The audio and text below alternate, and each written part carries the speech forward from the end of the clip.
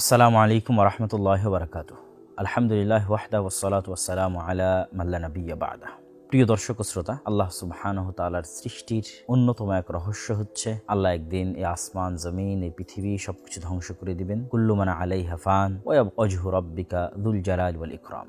সব ধ্বংস হয়ে যাবে, শুধু আল্লাহ সুবহানাহু তাআলাই থাকবেন। পবিত্র কোরআনের যদি আমরা সম্পূর্ণরূপে সামারি করি, তাহলে দুটি বিষয়ের প্রতি পবিত্র কোরআন সবচেয়ে বেশি ফোকাস দিয়েছে। এক, আল্লাহ সুবহানাহু তাআলার একত্ববাদ, আর দুই, পরকাল, আল ইয়াউমুল আখির, আল্লাহর ওয়াদা। আর আল্লাহর ওয়াদা সত্য। তো আল্লাহ সুবহানাহু তাআলার সেই ওয়াদা, পৃথিবী ধ্বংস হওয়া, এটি একটি চিরন্তন সত্য এবং সকল আসমানি কিতাবের মূল সার নির্যাস যে একদিন এই পৃথিবী ধ্বংস হয়ে যাবে এবং কিয়ামত সংঘটিত হবে, পুনরুত্থান ঘটবে, বিচার হবে। অনেকে হয়তো প্রশ্ন করতে পারেন, এই কিয়ামতের কথা তো আমরা হাজারো লক্ষ বছর থেকে শুনে আসছি, কিয়ামত তো হয় না, কবে হবে? তাদের জন্য রাসূলুল্লাহ সাল্লাল্লাহু আলাইহি ওয়াসাল্লামের পক্ষ থেকে চমৎকার উত্তর আছে যে প্রত্যেক মানুষের মৃত্যুই কামাত কিয়ামতুহু, তার মৃত্যুই তার জন্য কিয়ামত। তো যত মানুষ পৃথিবী থেকে চলে গেছে তাদের কিয়ামত কিন্তু অলরেডি সংঘটিত হয়ে গেছে। আমরাও যেদিন মারা যাব সেই দিন আসলে আমাদের কিয়ামত সংঘটিত হবে, কেন আমরা তো পরকালের জগতে যাত্রা শুরু করে দেব। কবরের জগৎ, বারজাখী জগৎ, গায়েবের যে জগৎ, পরকালের যে জগৎ, সেটার উদ্দেশ্যে আমাদের যাত্রা শুরু হয়ে যাবে। হ্যাঁ, সামগ্রিক অর্থে আসমান জমিনের যে ধ্বংস, সূর্য নক্ষত্রের যে ভেঙে পড়া, যেগুলোর বর্ণনা আল্লাহ বিভিন্ন সূরায় দিয়েছেন, সামাউ ফাতারাত, ওয়াইদাল কাওয়াকিব তাসারাত, ওয়াইদাল বিহারু ফুজ্জিরাত, ওয়াইদাল কুবুর বু'থিরাত, অথবা সূরা কারিয়ার মধ্যে বলছেন আল কারিআতু মাল কারিআহ ওয়া মা আদরাকা মাল কারিআহ ইয়াওমা ইয়াকুনুন নাসু কাল ফারাশিল মাবথুথ ওয়া তাকুনুল জিবালু কাল ইহনিল মানফুশ, অথবা সূরা জিলজালের মধ্যে বলছেন ইযা যুলজিলাতিল আরযু জিলজালাহা ওয়া আখরাজাতিল আরযু আথকালাহা। এই যে ভয়ঙ্কর দৃশ্যগুলো, যে আসমান, সূর্য, নক্ষত্র, চন্দ্র ভেঙে চূর্ণ বিচূর্ণ হয়ে যাবে, হিমালয়ের মতো পাহাড় ধ্বনিত তুলার ন্যায় আকাশে উড়বে, মানুষ পঙ্গপালের মতো হয়ে যাবে, এই ঘটনাগুলো ঘটবে। এগুলো আমরা চোখে দেখি অথবা না দেখি, কিন্তু এই ঘটনাগুলো ঘটার পূর্বে পৃথিবীর ইতিহাসের সবচেয়ে ভয়ঙ্কর ফিতনা দেখা দিবে। যেই ফিতনা আদম আলাইহিস সালাতু ওয়াস সালাম যখন জান্নাতে ইবলিসের ফিতনায় পা দিয়েছিলেন, আল্লাহ যে গাছকে নিষিদ্ধ করেছিলেন, সেই গাছের নিকটে যাওয়ার যে প্ররোচনা, ওইটাও তো একটা ফিতনা। যেই ফিতনায় হাবিল এবং কাবিল পড়েছিল, সেটাও একটা ফিতনা। যেই ফিতনায় কওমে নূহ পড়েছিল, শিরকের ফিতনা। যেই ফিতনায় কওমে লূত পড়েছিল, জেনার ফিতনা। এগুলো সকল ফিতনার চাইতে ভয়াবহ ফিতনা, যে ফিতনা সম্পর্কে পৃথিবীর সকল নবী এবং রাসূল সতর্ক করে গেছেন, সেটি হচ্ছে দাজ্জালের ফিতনা। এবং রাসূলুল্লাহ সাল্লাল্লাহু আলাইহি ওয়াসাল্লাম স্পষ্টভাবে বলে গেছেন যে কিয়ামতের পূর্ব মুহূর্তের যে ঘটনাবলীর কথা উনি বলেছেন, কিয়ামত সংঘটিত হতে যদি আর একদিনও বাকি থাকে, তবু এই সবগুলো ঘটনা সংঘটিত হবে। সুতরাং এই বিষয়গুলো অত্যন্ত সিরিয়াস এবং এই বিষয়গুলো আমাদের জানা আরও কেন জরুরি। বর্তমান বিশ্বে সায়েন্স অ্যান্ড টেকনোলজির এই উন্নত প্রযুক্তির যুগে গায়েবের এই বিষয়গুলোকে যেমন একদল মানুষ অস্বীকার করে বসে, একদল মানুষ যেমন তাবিল, দূরবর্তী ব্যাখ্যা করে, আর একদল মানুষ তেমন কাল্পনিক সময় নির্ধারণ করে, এতদিনের মধ্যে ইমাম মাহদি আসবে, এতদিনের মধ্যে দাজ্জাল আসবে। এই যে ভ্রান্ত চিন্তা চেতনা, এগুলোর মধ্যে আমাদের সঠিকটা জানার জন্য হলো এই বিষয়ে জ্ঞান অর্জন করতে হবে। দেখেন, কিয়ামত কখন হবে তা মুহাম্মদ সাল্লাল্লাহু আলাইহি সাল্লামও জানতেন না। কিয়ামত কখন হবে তা স্বয়ং ইসরাফিলও জানে না। যদি ইসরাফিল জানতো যে অমুক সালের এত তারিখে এতটার সময় কিয়ামত হবে, তাহলে ইসরাফিল তার সজাগ অবস্থায় বাঁশিতে ফু দেওয়ার জন্য প্রস্তুত থাকতো না। ও যেই দিন রেস্টে বিশ্রামে থাকতো, যেই দিন দেওয়ার দরকার হতো সেই দিন দিত। কিন্তু সে 24 ঘন্টা প্রস্তুত আছে যে কখন আল্লাহ বলেন বাঁশিতে ফু দেওয়ার জন্য। মানে সেও জানে না যে আসলে কখন আল্লাহ বলবেন। সুতরাং এটা নির্ধারণ করা যে অমুক দিন এতদিনের মধ্যে, এটা না আল্লাহ সুবহানাহু ওয়া তাআলা কোরআনে করেছেন, না তার রাসূল হাদিসের মধ্যে করেছেন। সবাই কি বর্ণনা করেছে? আলামত এবং চিহ্ন। তো এই আলামত এবং চিহ্নগুলো নিয়ে আজকে কেন আমরা আলোচনা করছি? আজকে আলোচনা করার প্রেক্ষাপটটা যদি আমরা বুঝি, আমি আপনাদের একটু দেখাই।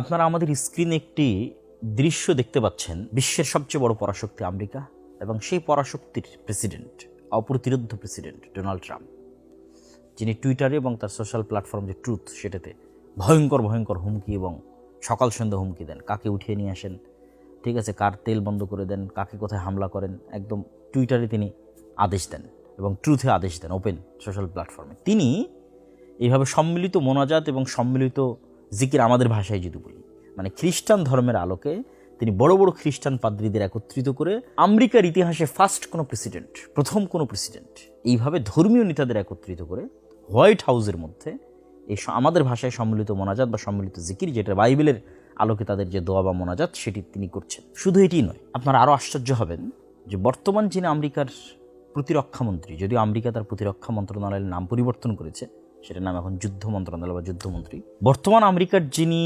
যুদ্ধমন্ত্রী, তিনি তার শরীরে, তার গায়ে, তার বাহুতে কিছু ট্যাটু অঙ্কন করে রেখেছেন, যেই ট্যাটু মুসলমানদের চমকে দেওয়ার মতো।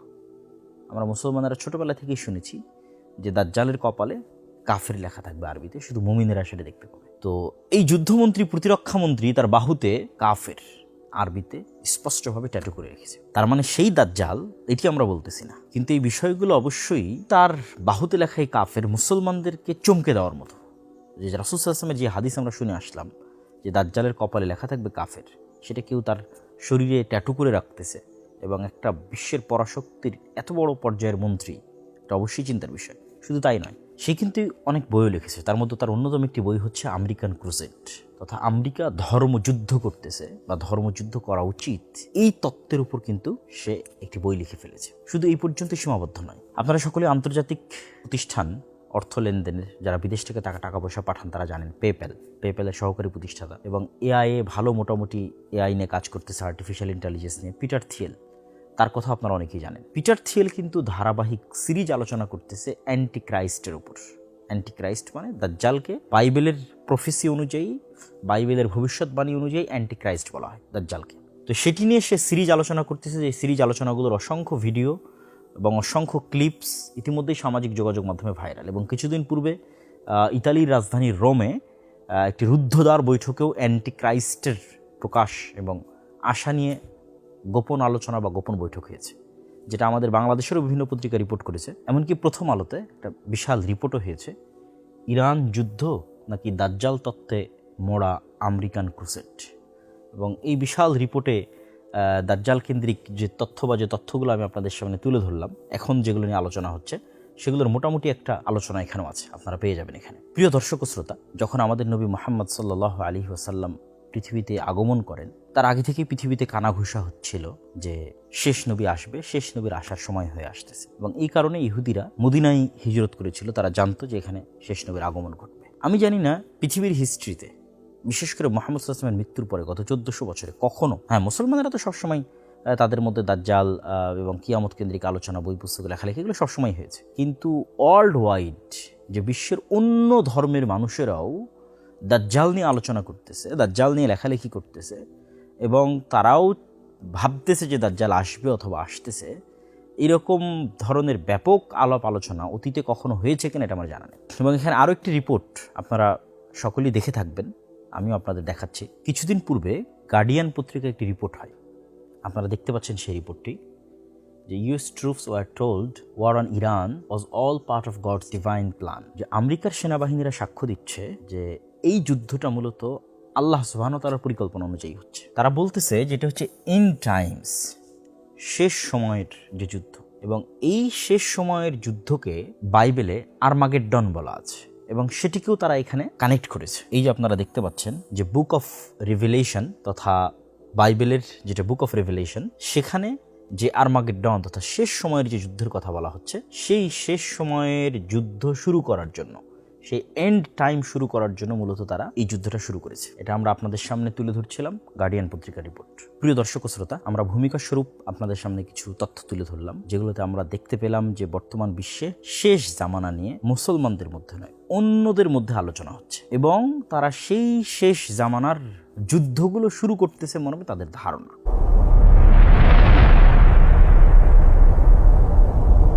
তো সেক্ষেত্রে এখানে একটা কমন বিষয়, 3 আসমানি ধর্ম বা 3 আব্রাহামিক রিলিজিয়নের মধ্যে একটি কমন বিষয় আছে, সেটি যে কিয়ামতের পূর্ব মুহূর্তে মাসিহা আসবে এবং all are waiting for a মাসিহা। Christian are waiting, Jewish are waiting, Muslims are waiting, Shia Muslims also, they are also waiting.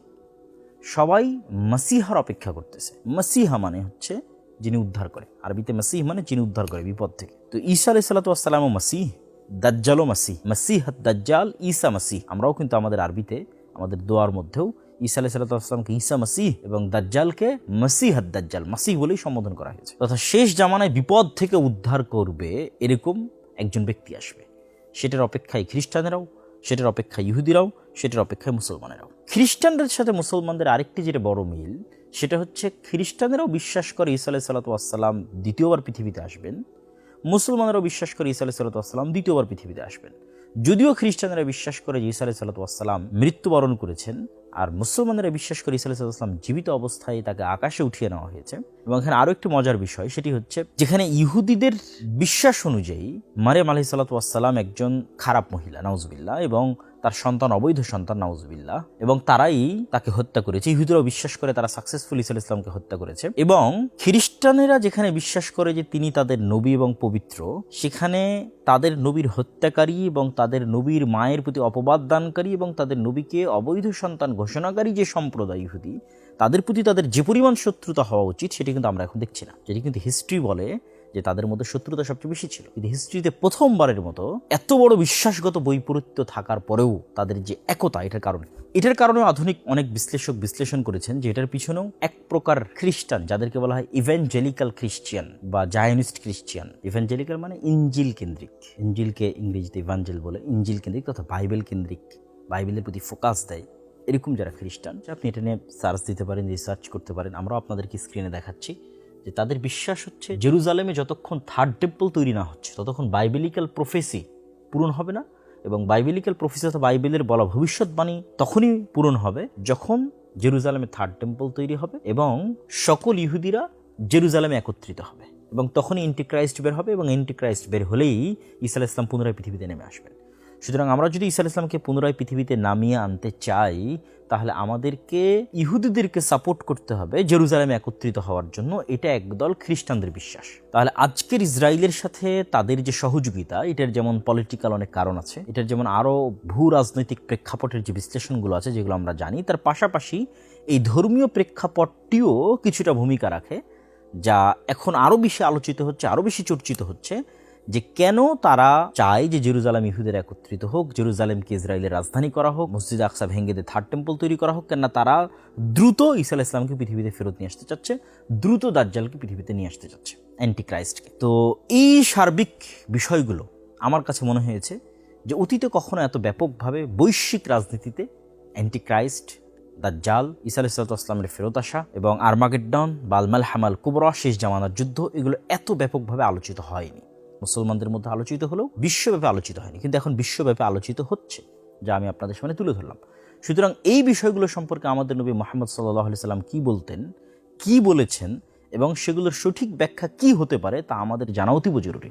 তাই চলুন আমরা শুরু করি শেষ জামানা সম্পর্কে রাসূলুল্লাহ সাল্লাল্লাহু আলাইহি সাল্লামের বলা সেই সমস্ত আল মালাহিমুল কুবরা বা আল মালহামা, ভয়ঙ্কর ফিতনা এবং ভয়ঙ্কর যুদ্ধের যে বিবরণীগুলো, সেগুলো কোনটার পর কোনটা কিভাবে সংঘটিত হতে থাকবে এবং দৃশ্যপটগুলো কিভাবে পরিবর্তন হবে এবং সেটার সামারি, সার নির্যাস কি, আমরা জানার চেষ্টা করি।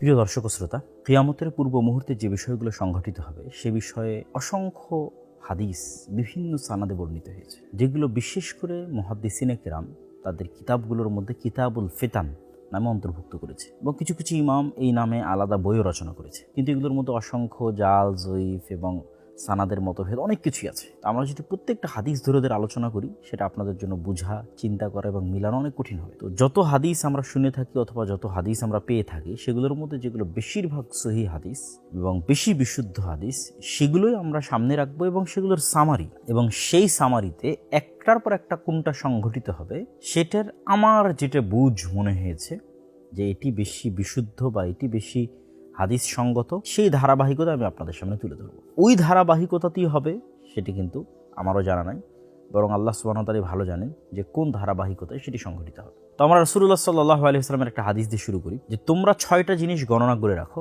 কিয়ামত পর্যন্ত। তার মধ্যে 1 নাম্বার হচ্ছে মাউতি, আমার মৃত্যু। তো রাসূলুল্লাহ সাল্লাল্লাহু আলাইহি ওয়াসাল্লামের মৃত্যু ইটসেলফ কিয়ামতের সবচেয়ে বড় আলামত। কেন অতীতে যখন কোনো নবী মৃত্যু হতো তখন মানুষ আরেক নবীর অপেক্ষা করত, আর যেহেতু মুহাম্মদ সাল্লাল্লাহু আলাইহি ওয়াসাল্লাম শেষ নবী, সেহেতু মুহাম্মদ সাল্লাল্লাহু আলাইহি ওয়াসাল্লামের মৃত্যুর পরে কি আমরা আরেক নবীর অপেক্ষা করব না কিয়ামতের অপেক্ষা করব? তাহলে সামারি কি দাঁড়াচ্ছে? মুহাম্মদ সাল্লাল্লাহু আলাইহি ওয়াসাল্লামের মৃত্যুর পরেই কিয়ামত, মুহাম্মদ সাল্লাল্লাহু আলাইহি ওয়াসাল্লামের মৃত্যুর পরেই কিয়ামত। এখন এটাতে 500 বছর 5000 বছর সেটি বিষয় নয়। আগের নবীদের ক্ষেত্রে কি হতো, ওই নবীর পরে আরেক নবী, তারপর আরেক নবী, আর মুহাম্মদ সাল্লাল্লাহু আলাইহি ওয়াসাল্লামের মৃত্যুর পরে কি হচ্ছে? সরাসরি কিয়ামত। তাহলে কিয়ামতের সবচেয়ে বড় আলামত হচ্ছে মুহাম্মদ সাল্লাল্লাহু আলাইহি ওয়াসাল্লামের মৃত্যু এবং মুহাম্মদ সাল্লাল্লাহু আলাইহি ওয়াসাল্লামের পৃথিবীতে আগমন। সেটি কিন্তু সংঘটিত হয়ে গেছে, অলরেডি 1400 বছর পার হয়ে গেছে সেটি। তাহলে আমরা কিসের অপেক্ষা করছি? কিয়ামতেরই অপেক্ষা করছি 1400 বছর থেকে। নতুন কোনো নবীর কিন্তু আমরা অপেক্ষা করছি না। 2 নম্বর তিনি বলেছেন ফাতহু বাইতুল মুকাদ্দাস বা মসজিদ আল আকসা, মসজিদ আকসার বিজয়, যেটি ইতিমধ্যে 2বার সংঘটিত হয়েছে, হয়তো আরও একবার সংঘটিত হবে, আল্লাহ সুবহানাহু ওয়া তাআলা ভালো জানে। ওমর রাদিয়াল্লাহু তাআলা আনহুর সময় একবার সংঘটিত হয়েছে এবং দ্বিতীয়বার সালাহুদ্দিন আইয়ুবীর সময় সংঘটিত হয়েছে। যদিও এই মসজিদে আকসা বা এই জেরুজালেম নগরী মুহাম্মদ সাল্লাল্লাহু আলাইহি ওয়াসাল্লামের পূর্বেও বহুবার বিজয় হওয়া এবং না হওয়া কেন্দ্রিক হিস্ট্রি আছে। স্বয়ং রাসূল সাল্লাল্লাহু আলাইহি ওয়াসাল্লামের যুগে আছে, যেটা আমি আমার বই ফিলিস্তিনে বিস্তারিত আলোচনা করেছি, ওখান থেকে আপনারা এই বিষয়টা দেখে নিতে পারেন। 3 নম্বর, রাসূলুল্লাহ সাল্লাল্লাহু আলাইহি ওয়াসাল্লাম বললেন যে ভয়ঙ্কর মহামারী। অনেকেই ওমর রাদিয়াল্লাহু তাআলার যুগে সিরিয়াতে একটা ভয়ঙ্কর মহামারী হয়েছিল, অনেক আলেম ওলামা বলে থাকেন যে এটি সেই মহামারী। আবার যুগের পরিক্রমায় গত 1400 বছর অনেক মহামারী হয়েছে, সেগুলোকেও অনেকেই রাসূল সাল্লাল্লাহু আলাইহি ওয়াসাল্লামের হাদিসে বর্ণিত সেই মহামারীর সাথে তুলনা করেছেন। আমরাও কিছুদিন পূর্বে একটি মহামারী অতিক্রম করে আসলাম, করোনা মহামারী।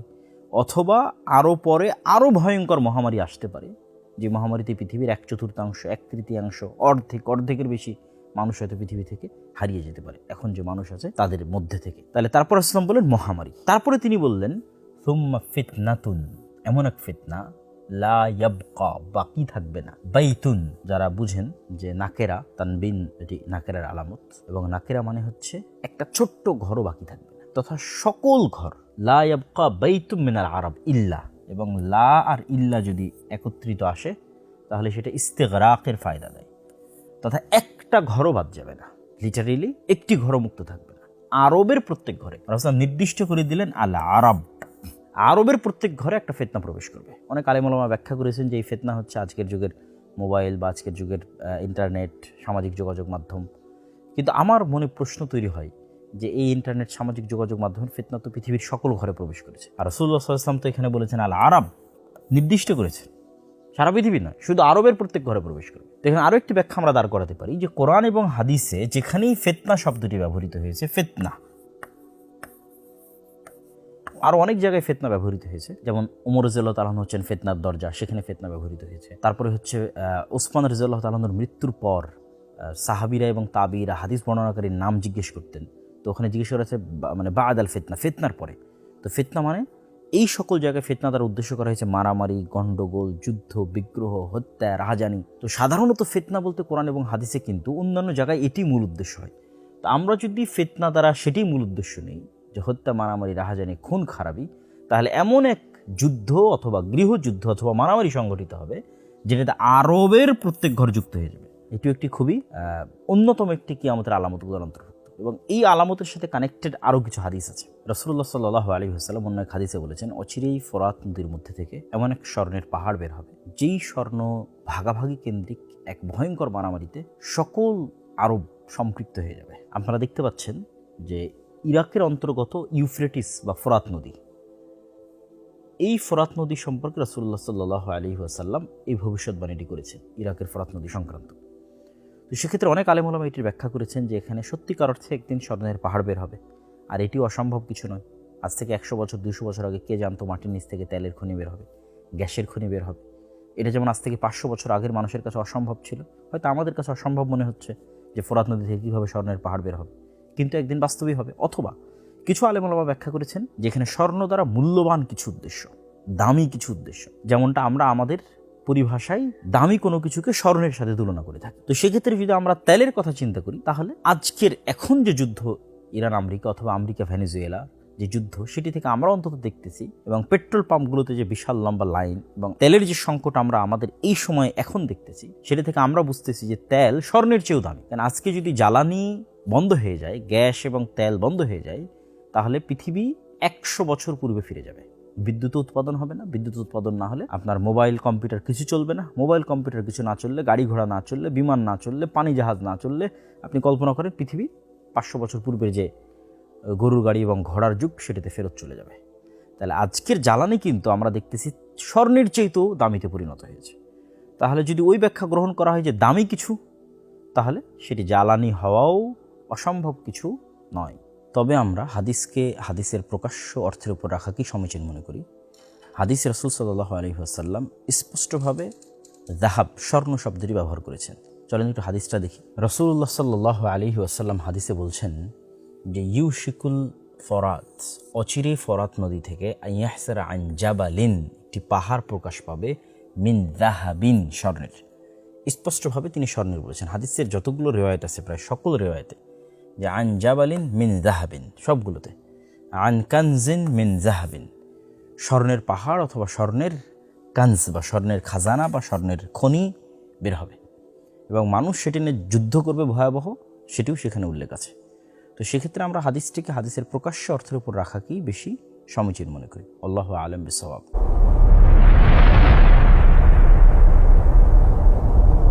তো সেক্ষেত্রে এমন এক যুদ্ধ, যেই যুদ্ধে সকল আরব জড়িত হয়ে যাবে, এটির কথা রাসূলুল্লাহ সাল্লাল্লাহু আলাইহি ওয়াসাল্লাম বলছেন। তারপর রাসূলুল্লাহ সাল্লাল্লাহু আলাইহি ওয়াসাল্লাম বললেন, হুদনাতুন।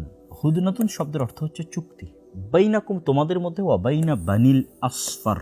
এই বানিল আসফারের জায়গায় কিছু কিছু রিওয়ায়াতে রোম বা অন্য কিছু বর্ণনায় রোমানদের সাথে কিছু চুক্তি মুসলমানদের হবে। আর আসফার শব্দের অর্থ হচ্ছে হলদেটে সাদা বর্ণ, যাদের গায়ের রং অর্থাৎ সাদা চামড়ার আমরা যাদেরকে বলি, ঠিক আছে, তাদের সাথে তোমাদের একটা চুক্তি হবে। এখানে রোম দ্বারা আসলে কোন রোম উদ্দেশ্য, এটি নিয়েও কিছু মতভেদ আছে। রাসূলুল্লাহ সাল্লাল্লাহু আলাইহি ওয়াসাল্লাম যখন এই হাদিস শোনাচ্ছেন যে তোমাদের মধ্যে এবং রোমানদের মধ্যে একটি চুক্তি হবে, ওই সময়ে রোমান, বাইজেন্টাইন রোমান এম্পায়ারের কেন্দ্রস্থল বা রাজধানী ছিল আজকের তুরস্কের ইস্তাম্বুল। আমরা আপনাদেরকে দেখাচ্ছি, দুই দিকে সাগর এবং মধ্যে অন্যতম একটি উন্নত নগরী, যেটিকে আরবিতে বলা হয়েছে কুস্তুনতুনিয়া,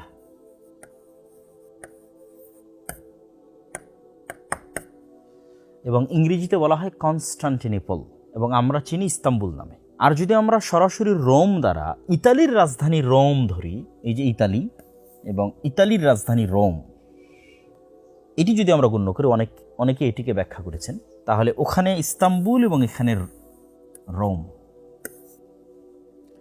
যে সময় রাসূল সাল্লাল্লাহু আলাইহি ওয়াসাল্লাম এই হাদিসটি বলছেন, ওই সময়ে বাইজেন্টাইন রোমান এম্পায়ারের অধিকাংশ ছিল অর্থোডক্স খ্রিস্টান। যেমন সহিহ বুখারীর যে হাদিসগুলোতে ব্যাত্রিক বা প্যাট্রিয়ক, এই প্যাট্রিয়ক কিন্তু ইতালির রোমে না, ইতালির রোমে আছে পোপ, আর প্যাট্রিয়ক আছে কোথায়, সেটি হচ্ছে রাশিয়া।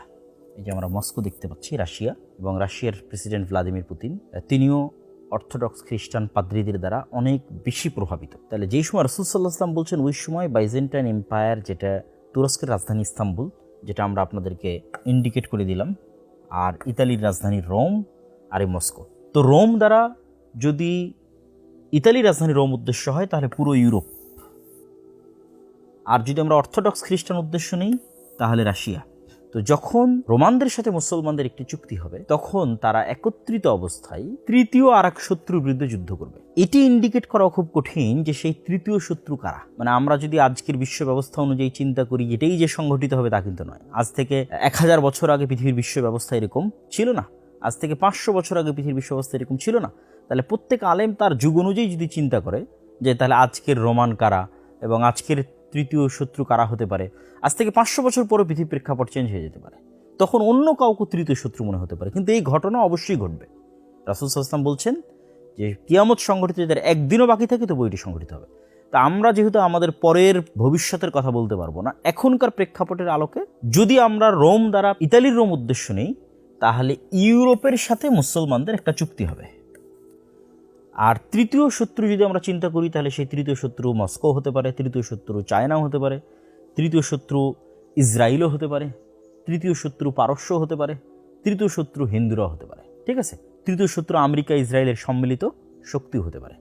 আর যদি আমরা চিন্তা করি রোম দ্বারা আজকের বিশ্ব অনুযায়ী এটি হবে, তা কিন্তু বলতেছি না, কেননা 500 বছর আগে একরকম ছিল, আজ একরকম, আজ 500 বছর আর একরকম হবে। যদি চিন্তা করি যে না মস্কো রাশিয়া, তাহলে মুসলমানদের সাথে মস্কো রাশিয়া বা সেই কেন্দ্রিক যে জোট, তারা একত্রিত হবে। আর তৃতীয় শত্রু তাহলে ইউরোপ, তৃতীয় শত্রু তাহলে আমেরিকা।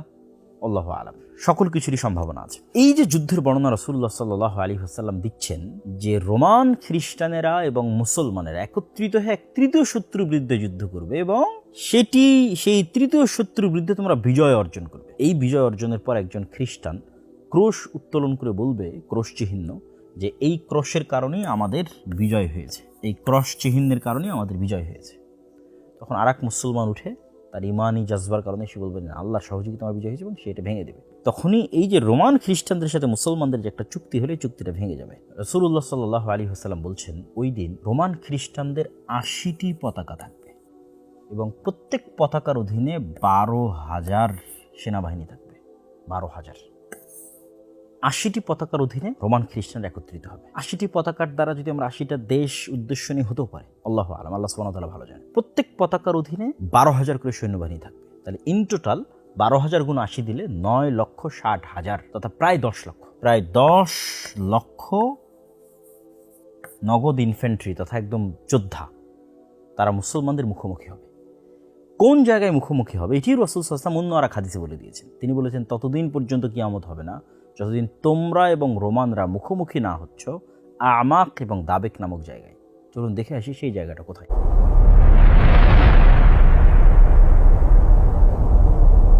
রাসূলুল্লাহ সাল্লাল্লাহু আলাইহি ওয়াসাল্লাম যে আমাক এবং দাবেক নামক দুটি জায়গার কথা উল্লেখ করেছেন, যে বেদাবেক বে আমাক ও বেদাবেক, বেদাবেক ও বে আমাক।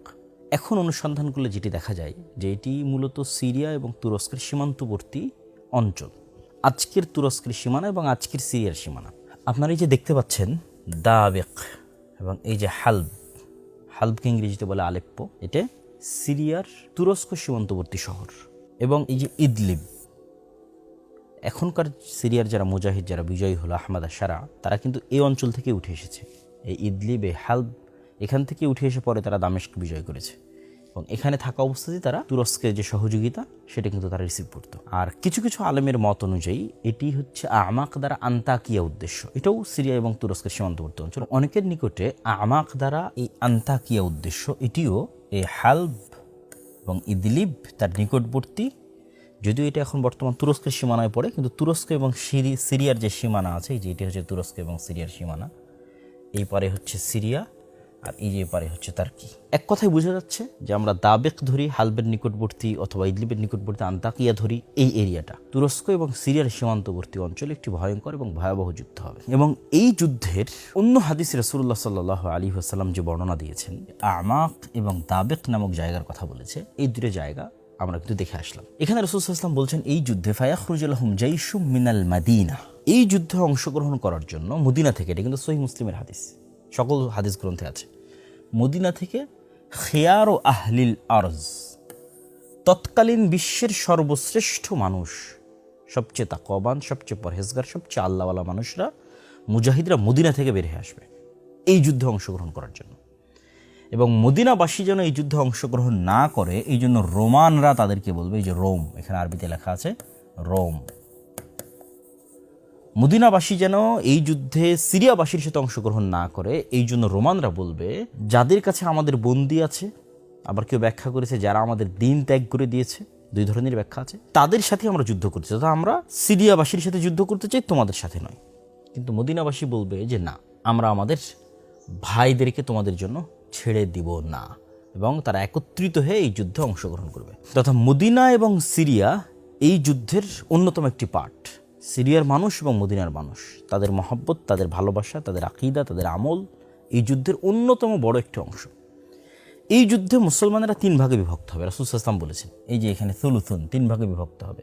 3 ভাগের 1 ভাগ শহীদ হবে, হুম আফজালুশ শুহাদা, পৃথিবীর সর্বশ্রেষ্ঠ শহীদ ইনদাল্লাহ, আল্লাহর নিকটে। এবং 3 ভাগের 1 ভাগ এই যুদ্ধ থেকে পালিয়ে আসবে, লা ইয়াতুবুল্লাহু আলাইহিম আবাদান, কোনো দিন আল্লাহ তাদের তওবা কবুল করবে না, আবাদা, কোনোদিন আল্লাহ তাদের তওবা কবুল করবে না। 3 ভাগের 1 ভাগ, 3 ভাগের 1 ভাগ পালিয়ে গেল, 3 ভাগের 1 ভাগ শহীদ হলো, আর বাকি 3 ভাগ সুলুসুল আখির, তাদেরকে আল্লাহ বিজয় দান করবে। এবং এই পরবর্তী যে 3 ভাগ লা ইফতানুনা আবাদা, তারা পরবর্তীতে কখনো আর ফিতনায় পতিত হবে না। মানে পরবর্তীতে যে দাজ্জালের ফিতনা আসবে, ইয়াজুজ মাজুজের ফিতনা আসবে, পৃথিবীর ভয়ঙ্কর ভয়াবহ ফিতনা আসবে, এই বিজয়ী দল আর কোনো ফিতনা তাদেরকে স্পর্শ করতে হবে, তারা বিজয়ী থাকবে, ফিতনা মুক্ত থাকবে। এই বিজয়ী দল ইফতাতিহুনা কুসতুনতুনিয়া, এই বিজয়ী দল কুসতুনতুনিয়া, কনস্টান্টিনোপল বিজয় করবে। আপনারা অনেকেই জানেন যে কনস্টান্টিনোপল কিন্তু ইতিমধ্যেই বিজয় হয়েছে। সুলতান মুহাম্মদ আল ফাতেহ, তিনি উসমানী খেলাফতের অন্যতম একজন বাদশাহ খলিফা, তিনি কিন্তু কনস্টান্টিনোপল বিজয় করেছেন।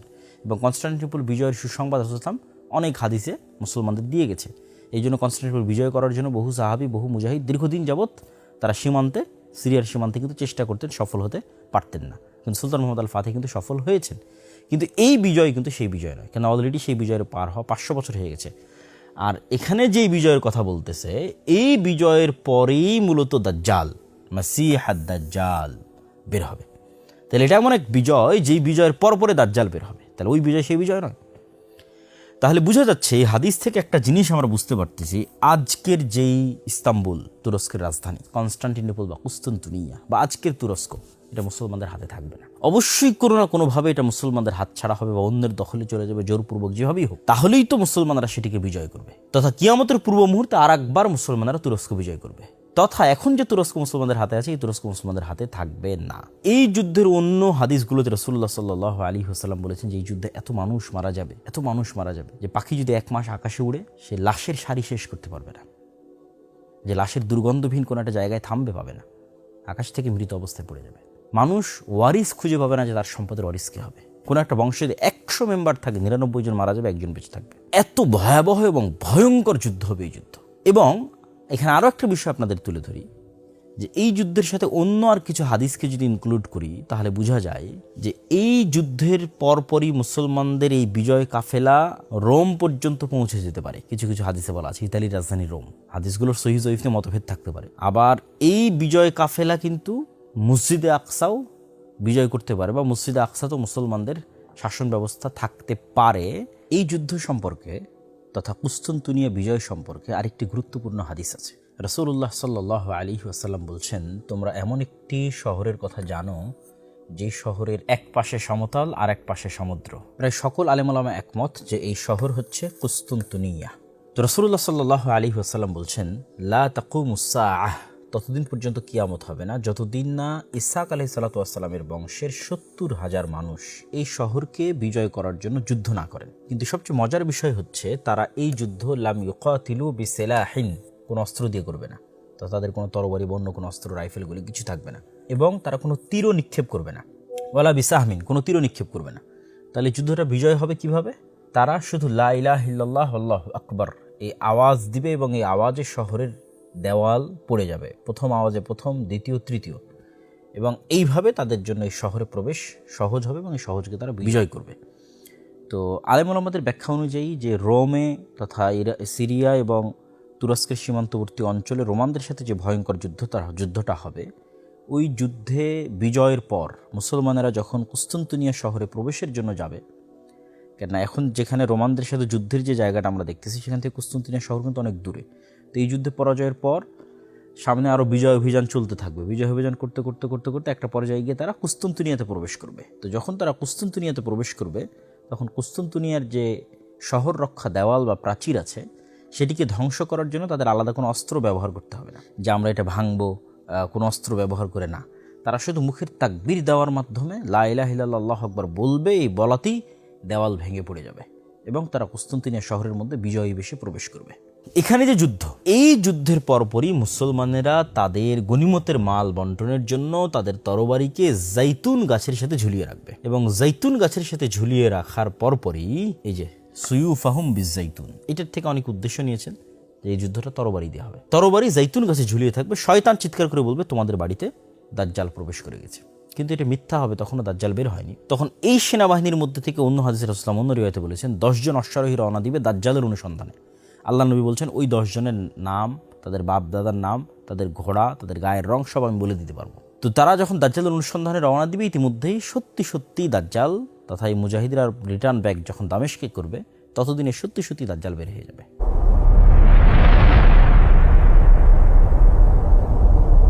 প্রিয় দর্শক শ্রোতা, দাজ্জালের এই জায়গায় আমরা একটু দাজ্জাল সম্পর্কে জানা দরকার। আমি দাজ্জাল সম্পর্কে 2টা হাদিস ব্যাখ্যা সহ আপনাদের সামনে তুলে ধরতে চাই।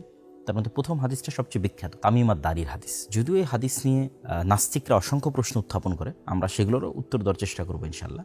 কিন্তু হাদিসটির বিশুদ্ধতা নিয়ে কোনো সন্দেহ নেই। ইমাম বুখারী থেকে শুরু করে ইমাম মুসলিম থেকে শুরু করে বিশ্বের সকল মুহাদ্দিস এই হাদিসকে সহিহ বলেছেন।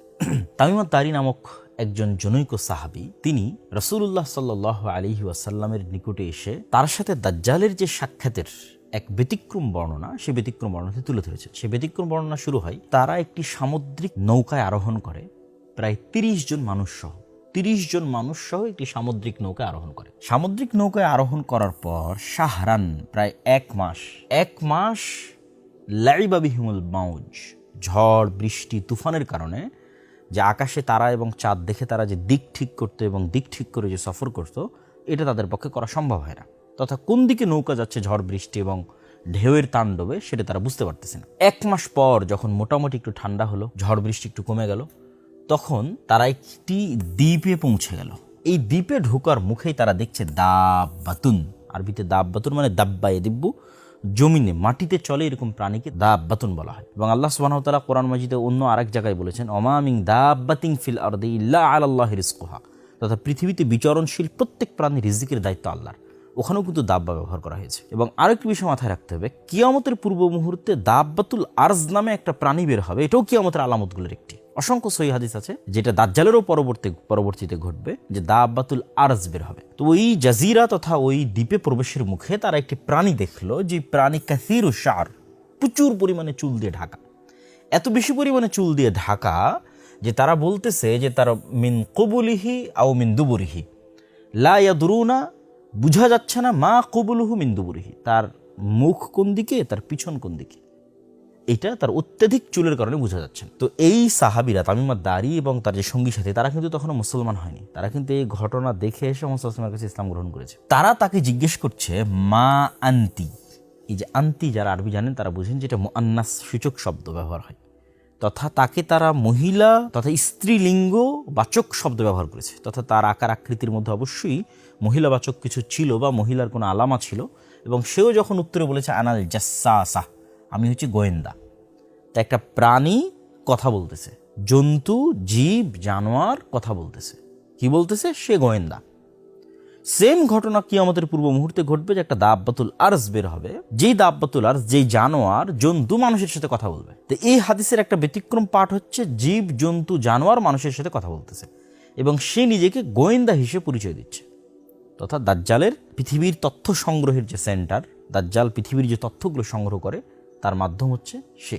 তো এটা নিয়েও নাস্তিকদের অনেক বক্তব্য আছে যে একটা প্রাণী কিভাবে কথা বলে। তো আমি সবসময় কোরআন এবং হাদিসের সায়েন্স দিয়ে ব্যাখ্যা এই দিকে আমি যাওয়ার চেষ্টা করি না। আমি চেষ্টা করি কি, যে সায়েন্স যদি এইটা করতে পারে তাহলে আল্লাহ কি করতে পারে। বিশেষ করে আল্লাহর পথে যাত্রা বই এই জিনিসটার প্রতি ফোকাস দেওয়া হয়েছে, যে আল্লাহ সুবহানাহু তাআলার কথা এবং রাসূলের কথা নুসুস নাস ওইভাবেই বজায় রাখা সম্ভব যদি শুধু আমি চিন্তা করি যে মানুষের পক্ষে যদি এটা সম্ভব হয়, আল্লাহর পক্ষে কেন সম্ভব নয়। মানুষের তৈরি রোবট যার মধ্যে রূহ নাই, সে কথা বলতেছে। আপনি জেমিনির সাথে কথা বলেন, চ্যাটজিপিটির সাথে কথা বলেন, সেই ইনস্ট্যান্ট আপনার কথার উত্তর দিচ্ছে। একটা যন্ত্র আমার সাথে কথা বলছে কৃত্রিম বুদ্ধিমত্তা খাটিয়ে।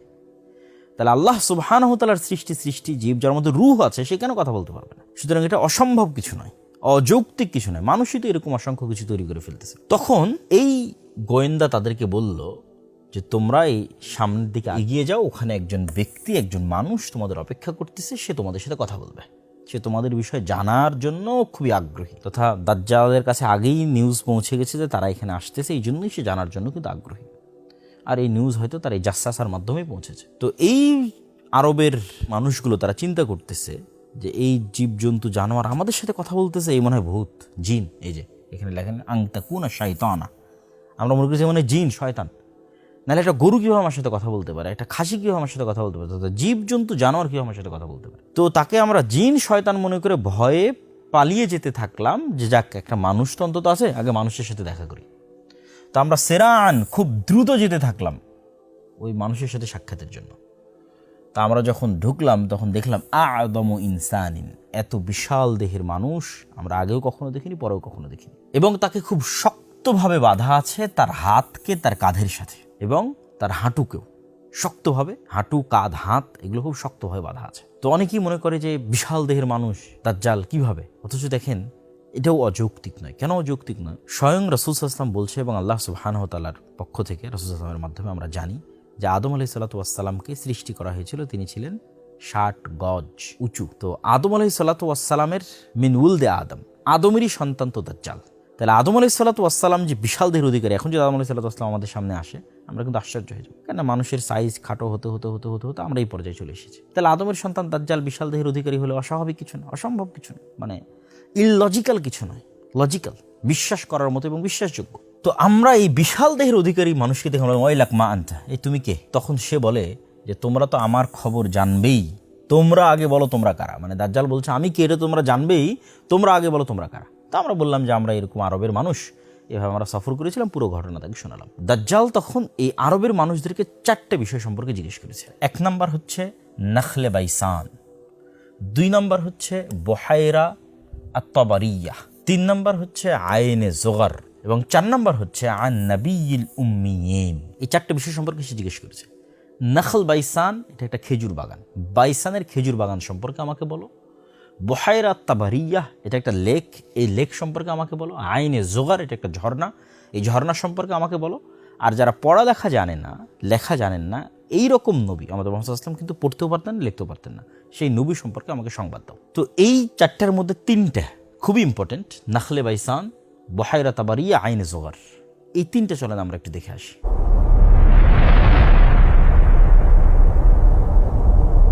বুহাইরা তাবারিয়াকে লেক অফ টাইবেরিয়া অথবা ইংরেজিতে সি অফ গ্যালিলি বলা হয়। এটা বর্তমানে ইসরায়েলের সীমানার অন্তর্ভুক্ত তথা অধিকৃত যে ফিলিস্তিন যেটা দখল করে রেখেছে ইসরায়েল তার নিজের সীমানার মধ্যে, তার মধ্যে অন্তর্ভুক্ত। এই যে আপনারা দেখতে পাচ্ছেন, এটি হচ্ছে সি অফ গ্যালিলি বা লেক অফ টাইবেরিয়া। এটি বর্তমানে ইসরায়েলের সীমানার অন্তর্ভুক্ত এবং এখান থেকে অতি নিকটে আপনারা দেখতে পাচ্ছেন বাইত শিয়ান। এই যে সি অফ গ্যালিলি, এই যে এটা পানি, এখান থেকে অতি নিকটে বাইত শিয়ান, যেটাকে আমরা বাইসান বলতেছি, নাখল বাইসান, সেটাই হিব্রু ভাষায় বাইত শিয়ান। এটা ইসরায়েলের অন্যতম একটা শহর তথা এটাও ইসরায়েলের সীমানার অন্তর্ভুক্ত। এই লেক অফ টাইবেরিয়া বা সি অফ গ্যালিলি এটিও ইসরায়েলের সীমানার অন্তর্ভুক্ত। এবং সবচেয়ে মজার বিষয় হচ্ছে এই সি অফ গ্যালিলি বা লেক অফ টাইবেরিয়া, এটা বর্তমান বাইবেল অনুযায়ী এবং বাইবেলের যে প্রফেসি সেই অনুযায়ী খ্রিস্টানদের কাছে অতি পবিত্র একটি জায়গা। তারা বিশ্বাস করে যে ঈসা আলাইহিস সালাতু ওয়াস সালাম যত ধরনের মুজিজা দেখিয়েছেন, অন্ধকে ভালো করা, মৃত্যুকে জীবিত করা, যত রকমের মুজিজা, তার বেশিরভাগগুলোই তিনি এই সি অফ গ্যালিলির নিকটস্থ বা আশেপাশে দেখিয়েছেন বা এর উপরে দেখিয়েছেন। এই জন্য আজও ইউরোপ এবং আমেরিকা থেকে হাজার হাজার দর্শনার্থী ইসরায়েলে আসে এই সি অফ গ্যালিলি দেখার জন্য। এবার তৃতীয় আরেকটি বিষয় থাকলো আইনে জোগার। এই যে এটি ডেড সি দেখতে পাচ্ছেন, লেখা আছে ডেড সি, আর এই যে দেখেন জোগার স্প্রিং, এই যে এই জায়গাটা ডেড সির একদম নিকটস্থ। এই যে আরবিতেও লেখা আছে আইনে জোগার তথা ডেড সির নিকটস্থ। এবং এইটা এখন জর্দান সীমানার মধ্যে পড়ে তথা জর্দানের এরিয়ার মধ্যে পড়ে, যদিও এই এরিয়াটা জর্দান এবং ইসরায়েলের যে সীমানা সেই সীমানার নিকটস্থ। বাইবেলের বর্ণনা অনুযায়ী খ্রিস্টানদের নিকট অতি পবিত্র। বাইবেলের বর্ণনা অনুযায়ী তারা মনে করে যে এই ডেড সি ধ্বংস হওয়ার পর লূত আলাইহিস সালাতু ওয়াস সালামকে যেই জায়গায় আশ্রয় দেওয়া হয়েছিল সেটা আইনে জোগারের পাশে। এই জন্য এই স্প্রিং অফ জোয়ার এটা তারা এখনও দেখতে যায়, ভ্রমণে যায়। আমরা দাজ্জালের প্রশ্ন করা যে তিনটে জায়গা দেখলাম, এই তিনটি প্রশ্ন করার পরেই কিন্তু দাজ্জাল একটি করে ভবিষ্যৎবাণী করেছে। সে বলছে যে এখন কি ওই খেজুরের বাগানে খেজুর হয়? তো তোমরা জেনে রাখো, আমা ইন্নাহু ইউশিক আল্লা তুসমির, যে অচিরেই এই খেজুরের বাগানে, নাখলে বাইসানের এই খেজুরের বাগানে খেজুর হবে না। তারপরে যখন সে বুহাইরা তাবারিয়া সম্পর্কে জিজ্ঞেস করলো, তখন সে জিজ্ঞেস করলো সেখানে কি এখন পানি আছে? তারা বললো হ্যাঁ, সেখানে এখন কাসিরাতুল মা, অনেক বেশি পানি আছে। সে ভবিষ্যৎবাণী করলো অচিরেই এখানে এই পানি থাকবে না। এবং কাছাকাছি একই ধরনের ভবিষ্যৎবাণী সে আইনে জোগার বা স্প্রিং অফ জোয়ারের যে ঝর্ণা সেটি সম্পর্ক করে। তাহলে এই যে এক সিরিয়ালে, এবং এখানে দেখেন জেরুজালেম, জেরুজালেম মানে এখানে মসজিদে আকসা আছে, অর্থাৎ এই পুরো এরিয়াটার মধ্যেই দাজ্জাল যে তিনটা প্রশ্ন করেছে সেই তিনটা প্রশ্নের স্থান এই এরিয়াটার মধ্যে। এই যে জেরুজালেম, মসজিদে আকসা, ডেড সি, আইনে জোগার তথা স্প্রিং অফ জোয়ার, বাইত শিয়ান তথা নাখল বাইসান, বুহাইরা তাবারিয়া তথা সি অফ গ্যালিলি, তথা এই এরিয়ার মধ্যে থেকে এই প্রশ্নগুলো করা প্রমাণ করে যে এই জায়গা কেন্দ্রিকই অবশ্যই দাজ্জালের উত্থান বলেন অথবা দাজ্জালের হত্যা বলেন অথবা দাজ্জালের প্রতিষ্ঠা বলেন অথবা দাজ্জালের শাসন বলেন পরিচালিত হওয়ার একটি সম্ভাবনা আছে, অথবা এই জায়গা কেন্দ্রিকই কিয়ামতের পূর্ব মুহূর্তে সকল কিছু সংঘটিত হবে। এতে সন্দেহের বিন্দুমাত্র কোনো অবকাশ নাই।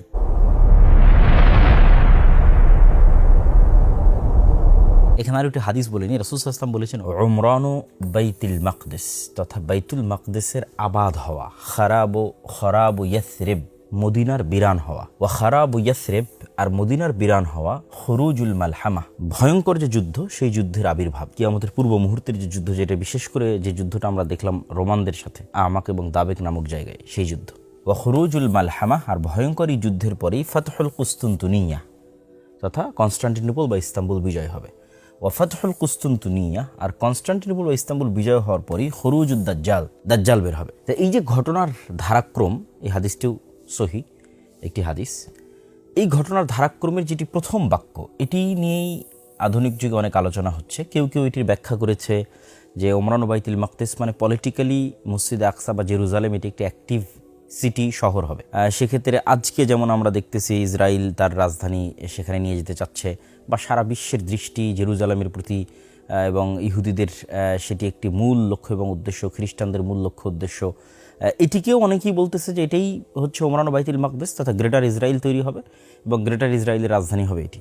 যদিও আমার কাছে ব্যক্তিগতভাবে মনে হয়, আল্লাহু আ'লাম বিসওয়াব, আল্লাহ ভালো জানে, যে এটি ওমরান বাইতুল মাকদিস দ্বারা উদ্দেশ্য নয়, বরং আমার ধারণা, আমার মনে হয় আল্লাহু আলাম, যে গ্রেটার ইসরায়েলও কোনোদিন তৈরি হবে না, এবং উমরান বাইতুল মাকদিস দ্বারা অর্থ হচ্ছে মুসলমানদের খেলাফাতের কেন্দ্রবিন্দু হবে মসজিদে আকসা তথা কিয়ামতের পূর্ব মুহূর্তে, এবং মালহামা এবং ইমাম মাহদি তাদের বের হওয়ার পূর্বেই অথবা ইমাম মাহদির নেতৃত্ব হতে পারে একটি খেলাফা বা একটি ইমারা প্রতিষ্ঠিত হবে মসজিদে আকসা এবং জেরুজালেম কেন্দ্র করে, তথা মসজিদে আকসা এবং জেরুজালেম পুনরায় মুসলমানরা বিজয় করবে। এটা দাজ্জাল এবং ঈসা আলাইহিস সালাম আসার পূর্বের কথাই আমি বলতেছি। তথা এখনকার যে অবস্থা সিচুয়েশন, এই সিচুয়েশন থাকবে না। এবং তখনই মুসলমানদের যেহেতু পলিটিক্যাল সেন্টার এক সময় ছিল মদিনা, তারপরে সেই পলিটিক্যাল সেন্টার আবু বকর, ওমর, ওসমান রাদিয়াল্লাহু আনহু পর্যন্ত পলিটিক্যাল সেন্টার ছিল মদিনা, তারপরে সে পলিটিক্যাল সেন্টার চলে গেছে কুফা, কুফা হয়ে বাগদাদ, বাগদাদ হয়ে কুফা হয়ে দেমাশক, দেমাশক হয়ে বাগদাদ, এবং বাগদাদ হয়ে ইস্তাম্বুলের রাজধানী, তুরস্কের রাজধানী ইস্তাম্বুল। এগুলোই মোটামুটি বড় মুসলমানদের পলিটিক্যাল হিস্ট্রিতে বড় রাজনৈতিক রাজধানী ছিল। কিন্তু কখনো জেরুজালেম মুসলমানদের পলিটিক্যাল হিস্ট্রিতে কেন্দ্রীয় ভূমিকায় ছিল না। তো অচিরে একটা সময় আসবে যখন মুসলমানদেরই ক্ষমতার কেন্দ্রীয় ক্ষমতায় কেন্দ্রস্থলে থাকবে জেরুজালেম বা মসজিদে আকসা, এবং মুসলমানদের ব্যাপক আকারে আবাদি ওই মসজিদে আকসা কেন্দ্রিক হওয়ায়, মুসলমানদের ফোকাস ব্যাপকভাবে মসজিদে আকসা কেন্দ্রিক হওয়ায় হয়তো মদিনা বিরান হয়ে যেতে পারে। আল্লাহু আলাম। এই হাদিসের অর্থ কিভাবে বাস্তবায়ন হবে, কোনটা সঠিক, সেটির ব্যাখ্যা আল্লাহ সুবহানাহু ওয়া তাআলা ভালো জানে। তো আমি আমার যেটি চিন্তাধারা সেটি তুলে ধরলাম, এবং এটার পিছনে সরাসরি কোনো সহিহ হাদিস থেকে দলিল দেওয়া সম্ভব নয়, তবে গাজওয়াতুল হিন্দ সংক্রান্ত কিছু জয়ীফ হাদিস থেকে এটির সাপোর্ট পাওয়া সম্ভব, যেখানে বলা আছে যে মসজিদে আকসার খলিফা, জেরুজালেমের খলিফা এক সেনাবাহিনী পাঠাবেন গাজওয়াতুল হিন্দ করার জন্য, এবং হিন্দ থেকে হিন্দের যারা বাদশাহ তাদেরকে জিঞ্জিরাবদ্ধ করে মসজিদে আকসায় আনা হবে, এবং তারপরেই তাদের সাক্ষাৎ হবে ইমাম মাহদি বা দাজ্জাল তাদের সাথে। তো সেখানে বলা আছে যে মসজিদে আকসা থেকে এই সেনাবাহিনী রওনা দিবে, তথা বোঝা যাচ্ছে যে মসজিদে আকসা তারও আগে, তথা ঈসা আলাইহিস সালাম আসার পূর্বেই, দাজ্জাল আসার পূর্বেই মসজিদে আকসা মুসলমানরা বিজয় করবে। আল্লাহু আলাম। এবং এটার আরেকটি আমরা চিন্তা চেতনা নিতে পারি যে মাসিহ তখনই হয় যখন বিপদ থেকে উদ্ধারকারী হয়। তাহলে প্রথম মাসিহ হচ্ছে মাসিহ দাজ্জাল। সে কাদেরকে বিপদ থেকে উদ্ধার করবে? ইহুদিদেরকে বিপদ থেকে উদ্ধার করবে। তো ইহুদিরা যদি বিপদে না পড়ে, মাসিহ দাজ্জাল কেমনে তাদের বিপদ থেকে উদ্ধারকারী হবে? আর সেকেন্ড মাসিহকে ঈসা মাসিহ, সে কাদেরকে বিপদ থেকে উদ্ধার করবে? উম্মতে মুহাম্মাদীকেও বিপদ থেকে উদ্ধার করবে। উম্মতে মুহাম্মাদীরা তখন কার বিপদে থাকবে? দাজ্জালের বিপদে থাকবে, কেন তখন সকল ক্ষমতা, সকল পাওয়ার দাজ্জালের হাতে। আরও একটি পয়েন্ট আপনাদের মাথায় নিতে হবে যে দাজ্জাল রাগান্বিত অবস্থায় বের হবে। তথা দাজ্জাল যখন দেখবে যে মুসলমানদের বিজয়ের পর বিজয়, কোনো মতেই মুসলমানদের বিজয় থামানো যাচ্ছে না, রোমে বিজয়, কুস্তুনতুনিয়া বিজয়, তারপরে মসজিদে আকসা বিজয়, ভারত বিজয়, বিজয়ের পর বিজয়, এগুলো আগেই হবে। এবং দেখা যাচ্ছে জেরুজালেম থেকে ইহুদিরা বিতাড়িত, তাদের থাকার কোনো জায়গা নাই। ইসরায়েল থেকে বিতাড়িত, তাদের থাকার কোনো জায়গা নেই, তারা বিপদগ্রস্ত অবস্থায় আসপাহানে আশ্রয় নিয়ে আছে। তখন দাজ্জাল রাগান্বিত অবস্থায় বের হবে এবং ইহুদিদের মাসিহা হিসেবে বের হবে। যাতে ইহুদিদের বিপদগ্রস্ত অবস্থা তৈরি হলে দাজ্জাল বের হবে। এটা আমার আন্ডারস্ট্যান্ডিং। আল্লাহু আলাম বিসসাওয়াব। আল্লাহ সুবহানাহু ওয়া তাআলা ভালো জানেন।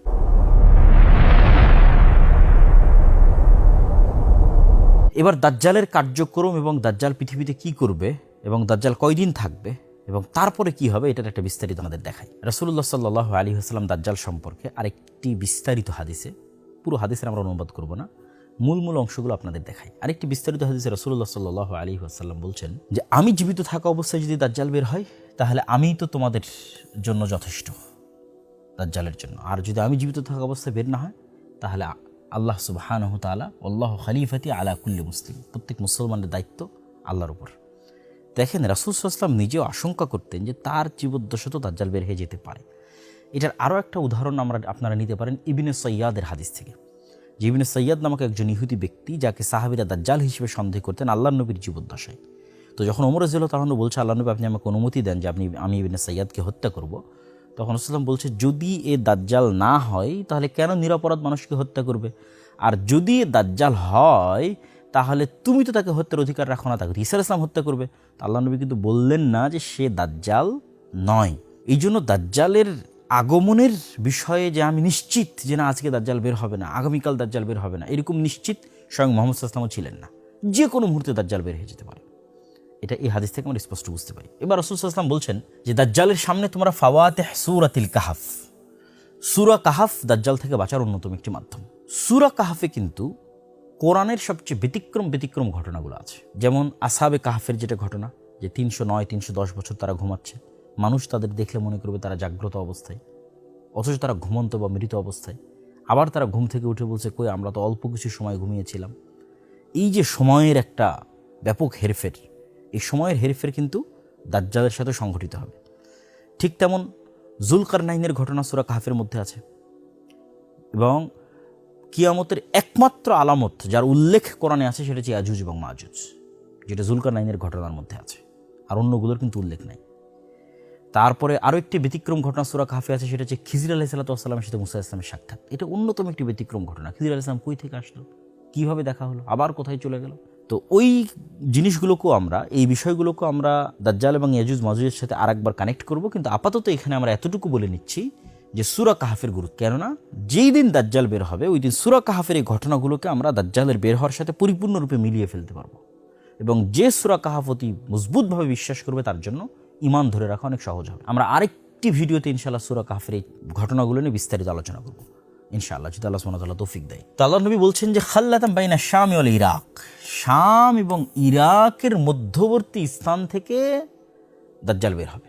আর এক হাদিস রাসূল সাল্লাল্লাহু আলাইহি ওয়াসাল্লাম বলেছেন, ওই যে আগের যে হাদিস তামিমাত দারি, যে তিনি মদিনার এইভাবে লাঠি দিয়ে আঘাত করে বললেন এটাই সেই মদিনা যেখানে দাজ্জাল প্রবেশ করতে পারবে না, আর এখান থেকে মাশরিক পূর্ব দিক থেকে দাজ্জাল বের হবে। এবং আমরা যদি মদিনা থেকে পূর্ব দিকে, যেখানে দাঁড়িয়ে রাসূল সাল্লাল্লাহু আলাইহি ওয়াসাল্লাম পূর্ব দিকে ইশারা করছেন যে দিক থেকে দাজ্জাল বের হবে, আমরা যদি মদিনা থেকে পূর্ব দিকে একটা রেখা টানি, তাহলে এই রেখাটা এইভাবে যেতে থাকে পূর্ব দিকে। তার মধ্যে সৌদি আরবের এই অঞ্চলগুলোও পড়বে, সৌদি আরবের রিয়াদ অঞ্চলও পড়বে, তারপরে বাহরাইন, কাতার, তারপরে এই যে পারস্য উপসাগর যেখানে এখন যুদ্ধ চলতেছে, তারপরে এই বিশাল ইরান, বিশাল খোরাসান, তারপর বিশাল পাকিস্তান, যেতেই থাকবে পূর্ব দিকে। রাসূল বলছেন পূর্ব দিক থেকে দাজ্জাল বের হবে। তিনি মদিনাতে দাঁড়িয়ে বললেন পূর্ব দিক থেকে দাজ্জাল বের হবে। এবং এখানে আমরা আরেকটা রেখা টেনে আপনাদের দেখাই, এটা হচ্ছে মক্কা কাবা, এটা হচ্ছে মদিনা, আর এখানে আছে জেরুজালেম। এটা কিন্তু এক সিরিয়ালে কাছাকাছি। এই এরিয়াগুলোতে দাজ্জালের প্রচুর পরিমাণে চলাফেরা হবে এবং কিয়ামতের পূর্ব মুহূর্তের সকল ঘটনা এই এরিয়ায় সংঘটিত হবে। এটা আমরা শেষ মুহূর্তে গিয়ে আরও ক্লিয়ার করব। কিন্তু এই এরিয়া সম্পূর্ণরূপে ফিতনামুক্ত থাকবে, মদিনা এবং মক্কা সম্পূর্ণরূপে ফিতনামুক্ত থাকবে। তো রাসূলুল্লাহ সাল্লাল্লাহু আলাইহি ওয়াসাল্লাম বললেন যে দাজ্জাল পৃথিবীতে থাকবে 40 দিন। তার প্রথম দিন হবে 1 বছরের সময়, তার দ্বিতীয় দিন হবে 1 মাসের সময়, তার তৃতীয় দিন হবে 1 সপ্তাহের সময়, আর তার বাকি দিনগুলো হবে স্বাভাবিক দিনের সময়। এটা একটা ব্যতিক্রম, অত্যন্ত ব্যতিক্রম, যে পৃথিবীর একটা দিন পৃথিবীর 1 বছরের সমান হবে। কেমনে সম্ভব? তারপর চলুন আমরা হিসাব করে দেখি যে ইন টোটাল দাজ্জাল তাহলে কতদিন পৃথিবীতে থাকতে পারে। রাসূলুল্লাহ সাল্লাল্লাহু আলাইহি সাল্লাম বললেন দাজ্জালের 1 দিন হবে 1 বছর, তারপরের দিন হবে 1 মাস, তারপরের দিন হবে 1 সপ্তাহ। এবং যেহেতু সে 40 দিন থাকবে, তাহলে 40 দিনের মধ্যে অলরেডি আমরা 3 দিন বাদ দিয়ে দিয়েছি। তাহলে আর বাকি যে স্বাভাবিক দিন থাকবে, সে স্বাভাবিক দিনের সংখ্যা কত হবে? সে স্বাভাবিক দিনের সংখ্যা হবে 37 দিন। এখন যদি আমরা ইন টোটাল যোগ করি যে কত দাঁড়ায়, তাহলে আমরা এখানে যোগ করতে পারি 30 দিন, 7 দিন, 37 দিন। তার 1 মাস সমান 30 দিন, 1 সপ্তাহ সমান 7 দিন, এবং বাকি যে 37 দিন, এই 37 দিন যদি আমরা গণনায় নিয়ে আসি, তাহলে সেক্ষেত্রে হয় 74 দিন, আর এখানে থাকতেছে 1 বছর। তাহলে 1 বছর 74 দিন সমান তথা 1 বছর 2 মাস 14 দিন। তবে এখানে আরেকটা প্রশ্ন মাথায় কাজ করতে পারে যে দিন যদি 1 মাসের 1 বছরের হয়, দিন যদি 1 মাসের হয়, দিন যদি 1 সপ্তাহের হয়, রাত কত দিনের হতে পারে? আল্লাহ সুবহানাহু ওয়া তাআলা ভালো জানেন। এই হাদিসে রাসূলুল্লাহ সাল্লাল্লাহু আলাইহি ওয়াসাল্লাম দাজ্জাল সম্পর্কে আরও গুরুত্বপূর্ণ 2টি তথ্য দিয়েছেন। একটি হচ্ছে তার শারীরিক অবকাঠামো সম্পর্কে, আরেকটি তার সফরের দ্রুততার সম্পর্কে। রাসূলুল্লাহ সাল্লাল্লাহু আলাইহি ওয়াসাল্লাম তার শারীরিক অবকাঠামো সম্পর্কে বলেন যে সে হবে কোঁকড়ানো চুল বিশিষ্ট এবং তার 1 চোখ হবে একটু উঁচু কানা। কোঁকড়ানো চুল বিশিষ্ট এবং 1 চোখ হবে উঁচু কানা। এবং তার গতি সম্পর্কে রাসূল সাল্লাল্লাহু আলাইহি ওয়াসাল্লাম বলেন যে মেঘমালাকে যখন কোনো বাতাস উড়িয়ে নিয়ে যায়, তথা ঝড়ের সময় মেঘকে আমরা যে আকাশে উঠতে দেখি, ওই মেঘের যে গতি থাকে বাতাসের উড়িয়ে নিয়ে যাওয়ার কারণে দাজ্জালের সেই গতি হবে। এটা দাজ্জালের নিজস্ব গতিও হতে পারে, যেটা হাদিসের জাহিরি অর্থ, আমরা সবসময় বলছি যে আমরা হাদিসের প্রকাশ্য অর্থকে প্রাধান্য দেব, অথবা যন্ত্রের সাহায্যও যদি দাজ্জাল নেয় উড়ার জন্য, তার গতিশীলতা বাড়ানোর জন্য সেটিও হতে পারে। আল্লাহু আলাম বিসসাওয়াব। তাহলে আমরা দেখলাম দাজ্জাল পৃথিবীতে 1 বছর 2 মাস 14 দিন সে সফর করবে এবং পৃথিবীর সকল জায়গায় সফর করবে, মক্কা এবং মদিনা ছাড়া। এবং তার ফিতনার ধরনটা কেমন হবে, কীরকম ভয়াবহ হবে, সেটা রাসূল সাল্লাল্লাহু আলাইহি ওয়াসাল্লাম বলছেন। তিনি বলছেন, যখন সে কোনো শহরের পাশ দিয়ে অতিক্রম করবে তখন তাদেরকে সে তার দিকে দাওয়াত দিবে, যদিও শহরের মানুষই ইউমিনুনা বিহি, তার দাওয়াতে ঈমান আনে, এবং ওয়াস্তাজিবুনা লাহু, এবং তার দাওয়াতে সাড়া দেয়। তাহলে দাজ্জাল আসমানকে বলবে বৃষ্টি বর্ষণ করো, ফায়ামুরুস সামা ফাতুমতির, দাজ্জালের আদেশে আসমান বৃষ্টি বর্ষণ করবে। ওয়াল আরদা ফাতুমবিত, এবং জমিনকে আদেশ করবে যে তুমি ফসল উৎপাদন করো, তখন জমিন ফসল উৎপাদন করবে। আমরা যদি আজকের সময় কল্পনা করি যে পরিমাণ তেলের সংকট, ধরেন আজকে আমি বলতেছি যে তুমি আমার প্রতি ঈমান আনলে তোমাকে তেল দেওয়া হবে, ঈমান না আনলে তেল দেওয়া হবে না। তাহলে আপনি চিন্তা করেন কি হতে পারে। বাংলাদেশে যদি আগামী 1 মাস 1 ফোঁটাও তেল না আসে, তাহলে আমাদের দেশের বিদ্যুৎ থেকে শুরু করে, যানবাহন থেকে শুরু করে, মোবাইল কম্পিউটার থেকে শুরু করে সব কিছু আমরা হারিয়ে ফেলবো। এর চেয়েও ভয়াবহ বিষয়ের কথা বলা হচ্ছে যে আকাশ বৃষ্টি বর্ষণ করবে দাজ্জালের আদেশ, তেল তো বহু দূরের কথা, জমিন ফসল উৎপাদন করবে দাজ্জালের আদেশ, এবং যে তার প্রতি ঈমান আনবে না তার জন্য সব বন্ধ হয়ে যাবে। এই জন্য এটাকে বলা হয়েছে পৃথিবীর সবচেয়ে ভয়াবহ ফিতনা। এইরকম ভয়াবহ ফিতনা থেকে মানুষ কিভাবে বাঁচবে, এটা আমরা ভিডিওর শেষে আপনাদেরকে বলবো ইনশাল্লাহ, যে কিভাবে মানুষ এই ভয়াবহ ফিতনা থেকে বাঁচবে। এইভাবে যখন এই ফিতনা চলতে থাকবে এবং এই ফিতনায় মুমিন এবং মুসলিমের অতিষ্ঠ হয়ে যাবে, এবং শামের মানুষ তারাও দুর্ভিক্ষে নিপতিত হয়ে যাবে। শামের যে মুজাহিদরা কুস্তুনতুনিয়া বিজয় করলো, আগের হাদিসে দেখলেন, তারাও দুর্ভিক্ষের মধ্যে পড়ে যাবে। জেরুজালেমে যে সমস্ত মুসলমানেরা আছে মসজিদে আকসায়, তারাও ভয়ঙ্কর দুর্ভিক্ষের মধ্যে পড়ে যাবে, কারো কাছে কোনো খাবার থাকবে না, কেন অল এভরিথিংয়ের কন্ট্রোল দাজ্জালের। এইরকম ভয়াবহপূর্ণ সময়ে ঈসা আলাইহিস সালাতু ওয়াস সালাম মুসলমানদের মাসীহ হিসেবে, বিপদ থেকে উদ্ধারকারী হিসেবে, মুসলমানদেরকে বিপদ থেকে উদ্ধারকারী হিসেবে ঈসা আলাইহিস সালাম অবতীর্ণ হবেন। ফায়ানজিলু ইনদাল মানারাতিল বাইদা শারকিয়া দিমাশক, সাদা মিনারধারী মসজিদে দিমাশকের, সিরিয়ার রাজধানী দিমাশকে ঈসা ইবনে মারিয়াম নেমে আসবে 2 ফেরেশতার কাঁধে ভর দিয়ে। এবং বিভিন্ন রিওয়ায়াতে আছে এটা হবে ফজরের সালাতের সময়, এবং ইমাম মাহদির নেতৃত্বে যখন মুজাহিদগণ ফজরের সালাতের প্রস্তুতি নেবে তখন। এবার ঈসা আলাইহিস সালাতু ওয়াস সালাম সহ, ইমাম মাহদি সহ, অন্য আর মুজাহিদরা সহ দাজ্জালকে হত্যা করার জন্য রওনা দিবে।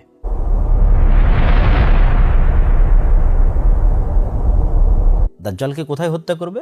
বিবাবি লুদ্দিন, জেরুজালেমের লুদ নামক দরজা। চলুন আমরা একটু গুগল ম্যাপ থেকে সেটাও দেখে আসি। দাজ্জালকে যেই জায়গায় হত্যা করা হবে, যেটি রাসূল সাল্লাল্লাহু আলাইহি ওয়াসাল্লামের হাদিসে আমরা দেখলাম এখনই, যে বাব লুদ, এই নামে ইসরায়েলে এখন একটি শহর আছে বাবে লুদ নামে। এই যে আমরা আপনাকে সেটি ইন্ডিকেট করিয়ে দেখাচ্ছি, এটা হচ্ছে তেল আবিব, ইসরায়েলের রাজধানী। ইসরায়েলের রাজধানী তেল আবিবের অতি নিকটে বাবে লুদ নামক জায়গা। এবং বাবে লুদ থেকে জেরুজালেম আপনারা দেখতে পাচ্ছেন, বাবে লুদ থেকে জেরুজালেম দেখতে পাচ্ছি, এবং জেরুজালেম থেকে ডেড সি, এবং ডেড সির পরে আমরা জানি যে আইনে জোগার। প্রিয় দর্শক ও শ্রোতা, আমরা দেখলাম যে জায়গায় দাজ্জালকে হত্যা করা হবে। চলেন আমরা হাদিসটা পূর্ণ করি। রাসূলুল্লাহ সাল্লাল্লাহু আলাইহি ওয়াসাল্লাম যখন দাজ্জালের হত্যার কথা বললেন বাবে লুদ নামক জায়গায়, তখন তিনি এটিও বললেন যে ঈসা আলাইহিস সালাতু ওয়াস সালাম দাজ্জালকে হত্যা করার পর সেই রক্ত তিনি মানুষকে দেখাবেন। কেননা মানুষের কাছে এটি অবিশ্বাস্য যে দাজ্জালের মতো এত শক্তিশালী, এত বৃহৎ, এত ক্ষমতাধর কাউকে সত্যিকারভাবে হত্যা করা হয়েছে। এটি মানুষের কাছে একটি আশ্চর্যজনক বিষয় বলে মনে হবে, এই জন্য তিনি সেটি মানুষকে দেখাবেন।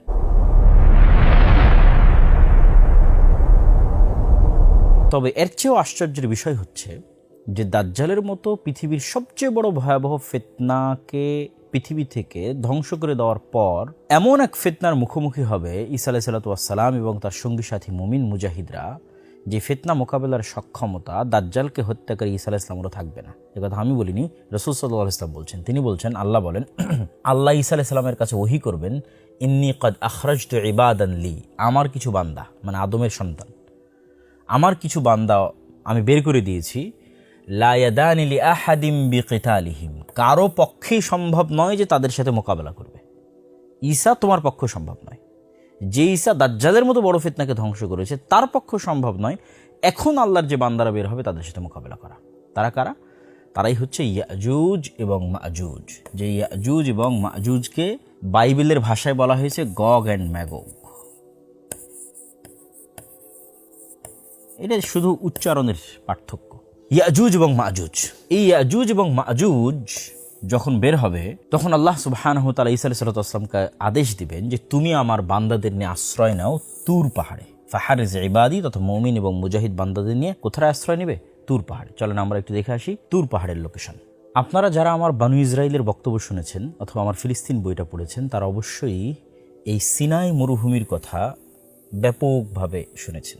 এই যে এই পাশে আমরা দেখতে পাচ্ছি মিশর, এই সমুদ্র পার হওয়া অবস্থায় ফেরাউন ডুবে গেছে, আর এখানে এসে মুসা আলাইহিস সালাতু ওয়াস সালাম আশ্রয় নিয়েছেন। এই যে তুর পাহাড়, এই তুর পাহাড়ের আশেপাশের অঞ্চলে মুসা আলাইহিস সালাম আশ্রয় নিয়েছেন। এবং এই বিশাল সিনাই মরুভূমিতে যতগুলো ঘটনা, বানু ইসরাইলের পাথর ফেটে পানি বের হওয়া, বানু ইসরাইলের আকাশ থেকে মেঘ দিয়ে আশ্রয় দেওয়া, জান্নাত থেকে মান্না এবং সালওয়া পাঠানো, এবং তুর পাহাড়ে মুসা আলাইহিস সালাতু ওয়াস সালামের ইবাদত, আরবাঈন লাইলা ওয়াইদ আদনা মুসা আরবাঈন লাইলা, 40 রাত ইবাদত। তুর পাহাড় থেকে নেমে এসে দেখলেন যে বানু ইসরাইল শিরকে লিপ্ত হয়ে গেছে। তারপরে এই যে জেরুজালেম, এটা বিজয়ের জন্য আল্লাহর আদেশ, যে তাদেরকে আল্লাহ আদেশ দিলেন তোমরা যাও যুদ্ধ করো। তারা বলল যে না, এখানে আমালেকা গোত্র আছে, বিশাল দেহের শক্তিশালী, আমরা যুদ্ধ করতে যাব না। তখন আল্লাহ তাদের আযাব দিলেন যে 40 বছর তোমরা এই মরুভূমিতে ঘুরপাক খাও। ইতিহুনা ফিল আরদি 40 সানা, এই মরুভূমিতে। তো এই সিনাই মরুভূমিরই একটা বড় অংশ হচ্ছে তুর পাহাড়, যেটা মুসা আলাইহিস সালাতু ওয়াস সালামের স্মৃতির সাথেও সম্পৃক্ত। এই তুর পাহাড়, এই সিনাই মরুভূমি। আর আমরা দেখলাম যে এখনই ঈসা আলাইহিস সালাতু ওয়াস সালাম দাজ্জালকে কোথায় হত্যা করলেন? বাবে লুদ নামক এরিয়ায়। আমি ম্যাপটা এখানে একটু ঘুরিয়ে ধরেছি যাতে একসাথে আপনাদের দাজ্জালের হত্যার জায়গা এবং যেখানে ইয়াজুজ মাজুজ বের হলে আশ্রয় নিতে বলছে আল্লাহ, সেই জায়গাটা আপনাদের দেখাতে পারি। এই যে তুর পাহাড় দেখতে পাচ্ছেন, এতে পাশে আছে মিশর, এই যে কায়রো, এতে এটা হচ্ছে জেরুজালেম বা ফিলিস্তিন বা শাম, আরজু শাম, এটা সিনাই মরুভূমি।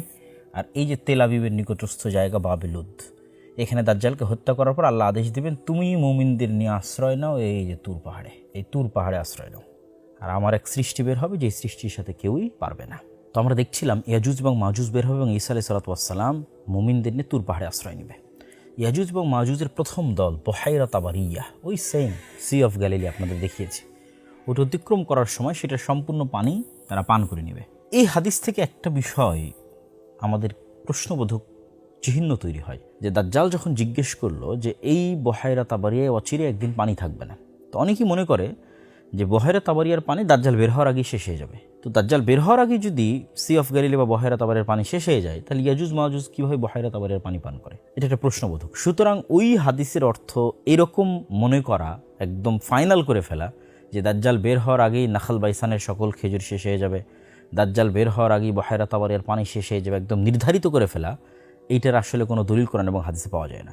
বরং একদিন থাকবে না, এটার দ্বারা উদ্দেশ্য এটাও হতে পারে যে ইয়াজুজ মাজুজ একদিন এই সমুদ্রের পানি খেয়ে ফেলবে, এটাই উদ্দেশ্য হতে পারে, যেটা এই হাদিস থেকে বোঝা যাচ্ছে। আল্লাহু আ'লাম বিসওয়াব, সঠিক জ্ঞান আল্লাহ সুবহানাহু ওয়া তাআলার কাছে আছে। তো যখন এই ইয়াজুজ মাজুজের এই ভয়ঙ্কর ফিতনা পৃথিবীতে ছড়িয়ে পড়বে, তখন ঈসা আলাইহিস সালাতু ওয়াস সালাম মুমিনদের নিয়ে যে তুর পাহাড়ে আশ্রয় নিলেন, সেখানে তো কোনো খাবার নাই, পানি নাই, সারা পৃথিবী ইয়াজুজ মাজুজে পরিপূর্ণ, এবং তাদের সংখ্যা এত পরিমাণে বেশি হবে যে এই ভয়ঙ্কর ভয়াবহ ফিতনা অবস্থায় যখন কোনো খাবার পানি কিচ্ছু থাকবে না, ভয়ঙ্কর ভয়াবহ দুর্ভিক্ষ দেখা দিবে, তখন যে নবী নিজে হাতে দাজ্জালের মতো পৃথিবীর সবচেয়ে বড় ফিতনাকে ধ্বংস করলেন, সেই নবী এবং তার সঙ্গী সাথী সকলেই আল্লাহ সুবহানাহু ওয়া তাআলার দিকে একনিষ্ঠ মনে ফিরে যাবেন এবং আল্লাহ সুবহানাহু ওয়া তাআলার নিকটে দোয়া করবেন এবং আল্লাহর কাছে কান্নাকাটি করবেন যেন এই মহাবিপদ থেকে, ফিতনা থেকে তাদের মুক্তি দেওয়া হয়। তাদের দোয়া শ্রবণ করার মাধ্যমে আল্লাহ সুবহানাহু ওয়া তাআলা এক প্রকার পোকামাকড় তাদের কাঁধে দিয়ে দিবেন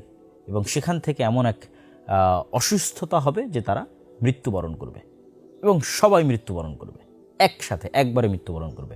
কামাউতি নাফাসিন ওয়াহিদাতিন, যেন একটা নাফসের মৃত্যু যেমন হয়, এরকম লক্ষ লক্ষ কোটি কোটি ইয়াজুজ মাজুজ একবারে শেষ হয়ে যাবে। তখন নবিউল্লাহ ঈসা, আল্লাহর নবী ঈসা পৃথিবীতে নেমে আসবেন, তুর পাহাড় থেকে দুনিয়াতে নেমে আসবেন, কিন্তু পৃথিবীতে এক বিঘত জায়গাও খালি পাবেন না যেটা বসবাসের মতো।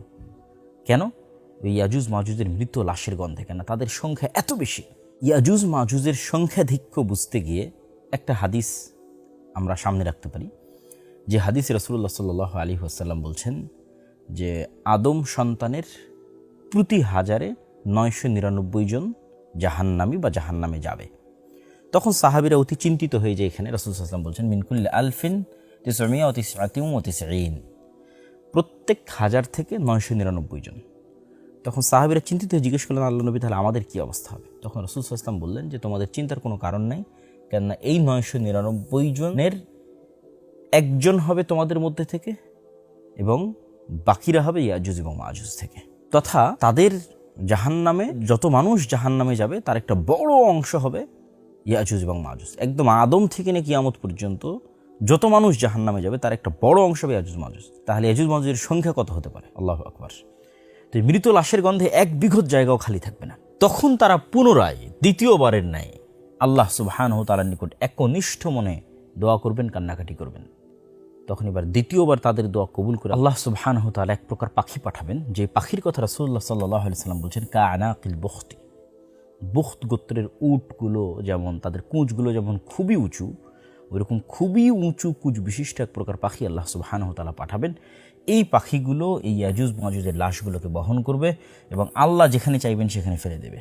উত্তর মেরু, দক্ষিণ মেরু, যে কোনো জায়গা যেখানে হয়তো মানুষ বসবাস করে না, সাইবেরিয়া, বরফ আচ্ছাদিত, যেটা মানুষের যাওয়া এবং আসার বাইরে, আল্লাহ সুবহানাহু ওয়া তাআলা যেখানে ভালো মনে করবেন সেখানে গিয়ে তারা ফেলে দেবে। এবং পৃথিবীকে বসবাস উপযোগী করার জন্য আল্লাহ সুবহানাহু ওয়া তাআলা আসমানকে আদেশ দিবেন বৃষ্টি বর্ষণ করার জন্য, এবং সারা পৃথিবী বৃষ্টি বর্ষণ হয়ে ধুয়ে মুছে সাফ হয়ে যাবে। ধুয়ে মুছে সাফ হয়ে যাওয়ার পর এবার আল্লাহ সুবহানাহু ওয়া তাআলা জমিনকে আদেশ দিবেন তোমার মধ্যে যা বরকত আছে সব উৎপন্ন করে দাও। আসমানকে আদেশ দিবেন যা বরকত আছে সব অবতীর্ণ করে দাও। তথা জমিনে এমন ফসল উৎপাদন হবে যে একটা ডালিম, একটা গ্রাম, একটা বংশ, একটা গাভীর দুধ, একটা গ্রাম, একটা বংশ, এত পরিমাণে রহমত এবং বরকতে পৃথিবী পরিপূর্ণ হয়ে যাবে। এবং রাসূলুল্লাহ সাল্লাল্লাহু আলাইহি ওয়াসাল্লামের ভাষা অনুযায়ী বিভিন্ন রিওয়ায়াতে, কোনো রিওয়ায়াতে 7 বছর, কোনো রিওয়ায়াতে 10 বছর এই সময়টি চলমান থাকবে। এই সময়ের পরে আল্লাহ সুবহানাহু ওয়া তাআলা একটি ঠান্ডা বাতাস পাঠাবেন, শীতল হাওয়া। এই সময়টা হবে পৃথিবীর শান্তি নিরাপত্তায় পরিপূর্ণ। কোনো মারামারি, কোনো গণ্ডগোল, কোনো যুদ্ধাস্ত্র, কোনো তরবারি, কোনো তীর ধনুক কিচ্ছু প্রয়োজন হবে না মানুষের। শুধু আরাম এবং শান্তির হবে এই সময়টা, ন্যায় এবং ইনসাফের। তারপর একটি শীতল বাতাসে আল্লাহ সুবহানাহু ওয়া তাআলা সকল মুমিনকে রিহান তাইয়্যিবা, এক শীতল বাতাস আল্লাহ পাঠাবেন।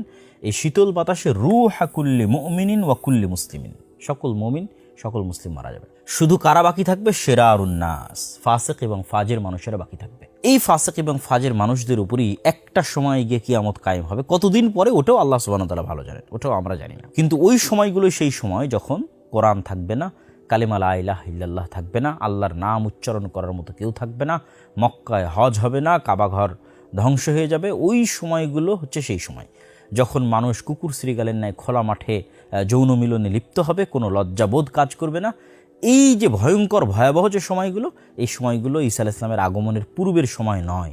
ঈসা আলাইহিস সালামের আগমনের পূর্ব পর্যন্ত, দাজ্জালের আগমনের পূর্ব পর্যন্ত কোরআন থাকবে, হাদিস থাকবে, দ্বীনের জ্ঞান থাকবে, মসজিদ থাকবে, মাদ্রাসা থাকবে, হজ থাকবে, ওমরা থাকবে, লা ইলাহা ইল্লাল্লাহ থাকবে, সব থাকবে, জিহাদ থাকবে, মুজাহিদ থাকবে, সবই থাকবে। আর এই যে যেগুলো একদম না থাকা, পরিপূর্ণ খারাপে পরিপূর্ণ হয়ে যাবে পৃথিবী, এটা হবে ঈসা আলাইহিস সালামের মৃত্যুর পরে। আর ঈসা আলাইহিস সালামকে কবর দেওয়া হবে মুহাম্মদ সাল্লাল্লাহু আলাইহি ওয়াসাল্লামের পাশে। আমরা যদি রাসূলুল্লাহ সাল্লাল্লাহু আলাইহি ওয়াসাল্লামের কবর দেখি মসজিদে নববীতে, তাহলে আমাদের কাছে একটি বিষয় স্পষ্ট হবে যে এখানে রাসূলুল্লাহ সাল্লাল্লাহু আলাইহি ওয়াসাল্লামের কবর। আমরা কল্পনা করি যে এখানে রাসূল সাল্লাল্লাহু আলাইহি ওয়াসাল্লামের কবর আছে।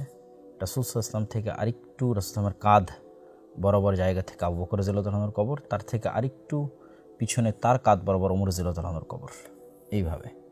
আর রাসূল সাল্লাল্লাহু আলাইহি ওয়াসাল্লামের এই পাশের জায়গা খালি আছে, এই পাশে কারো কবর নাই। এই পাশে আবু বকর এবং ওমরের কবর। এই যে পাশে রাসূল সাল্লাল্লাহু আলাইহি ওয়াসাল্লামের খালি জায়গা আছে, ঈসা আলাইহিস সালাতু ওয়াসসালামকে দাফন করা হবে এবং কবর দেওয়া হবে তার মৃত্যুর পর। প্রিয় দর্শক ও শ্রোতা, আমরা মোটামুটি দীর্ঘ সময় যাবত কিয়ামতের পূর্ব মুহূর্তে সংঘটিত বিষয়গুলোর উপর সবচেয়ে বিশুদ্ধ যে হাদিসগুলো, বিশেষ করে বুখারী মুসলিমে এসেছে, দাজ্জাল সংক্রান্ত, ইয়াজুজ মাজুজ সংক্রান্ত, সেগুলোর মোটামুটি একটা সারমর্ম আলোচনা আমরা ইতিমধ্যেই করে ফেলেছি। আরও কয়েকটি বিষয়ে আমাদের মধ্যে ব্যাপকভাবে আলোচিত হয়, সেগুলোর প্রতিও ইঙ্গিত না করলেই নয়। তার মধ্যে একটি হচ্ছে যে ইমাম মাহদী।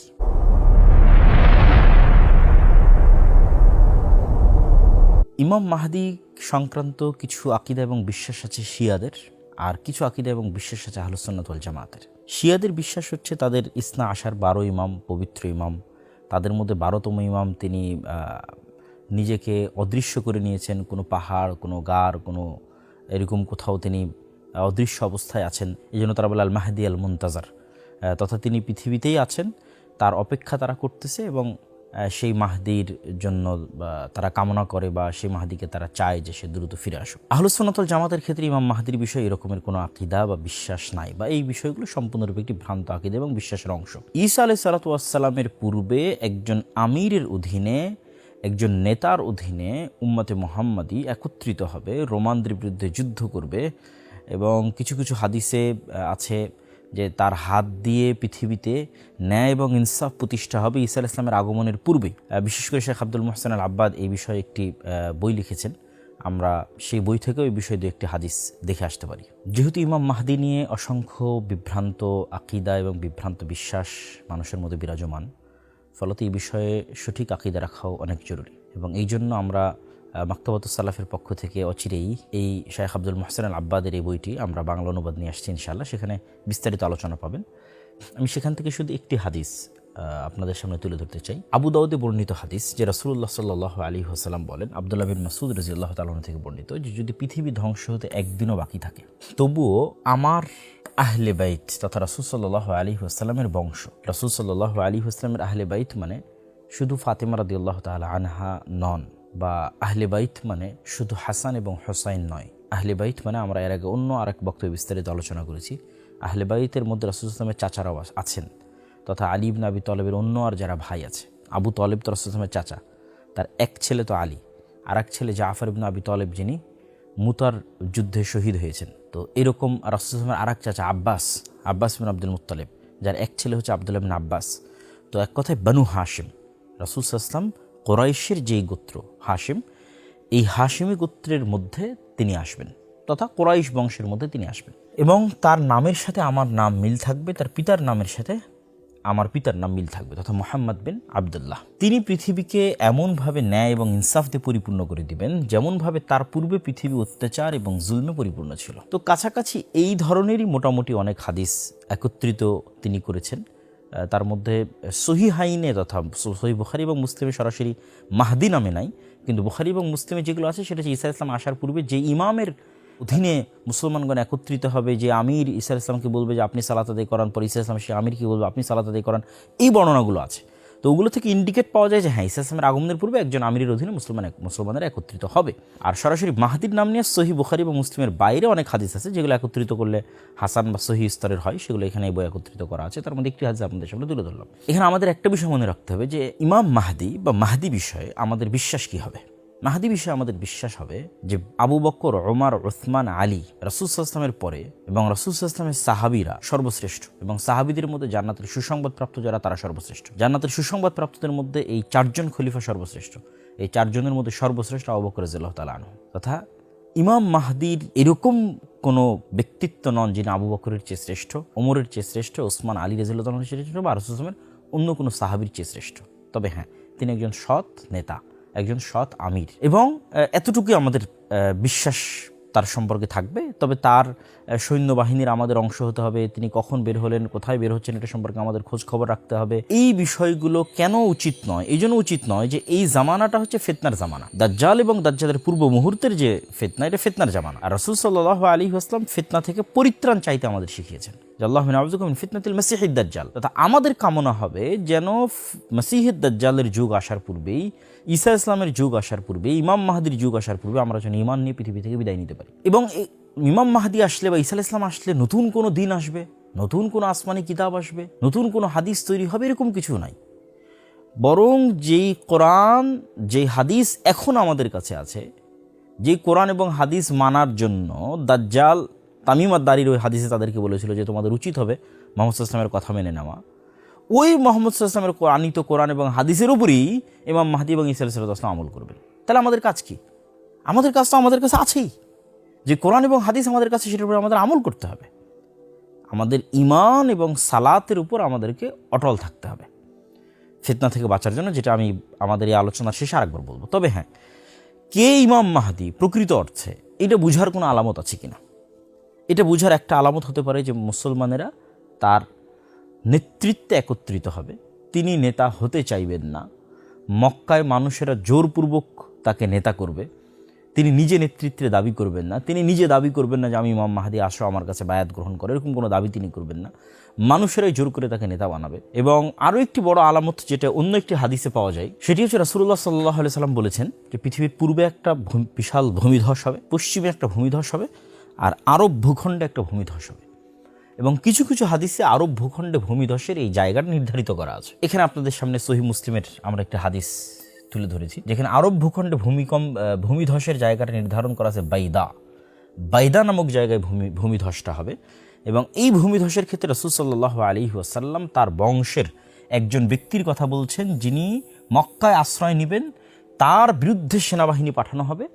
ওই সেনাবাহিনী এই বাইদা নামক জায়গায় ভূমিধসের শিকার হবে। তো হাদিসের সিনক্রোনাইজেশনে মনে হচ্ছে যে রাসূল সাল্লাল্লাহু আলাইহি ওয়াসাল্লাম কুরাইশ বংশের যে ব্যক্তির কথা বলছেন যে মক্কায় আশ্রয় নেবে, সেটাই হয়তো আমরা যে ইমাম মাহদির কথা বলতেছি তিনি হতে পারেন। তথা যখন আমরা দেখব যে জাজিরাতুল আরবে একটা ভূমিধস হয়েছে, যেই ভূমিধসে পুরো অংশ মাটির নিচে ঢুকে গেছে, এবং সেটা যদি বাইদা নামক জায়গায় হয়, যদিও বর্তমান সৌদি আরবে বাইদা নামে অসংখ্য জায়গা আছে, তারপরও আধুনিক যুগের বিশ্লেষকগণ একটা জায়গাকে এই হাদিসের সাথে কানেক্টেড করেছেন, সেটা আমরা দেখাচ্ছি। এই জায়গায় হবে নিশ্চিত এটা বলাও কঠিন।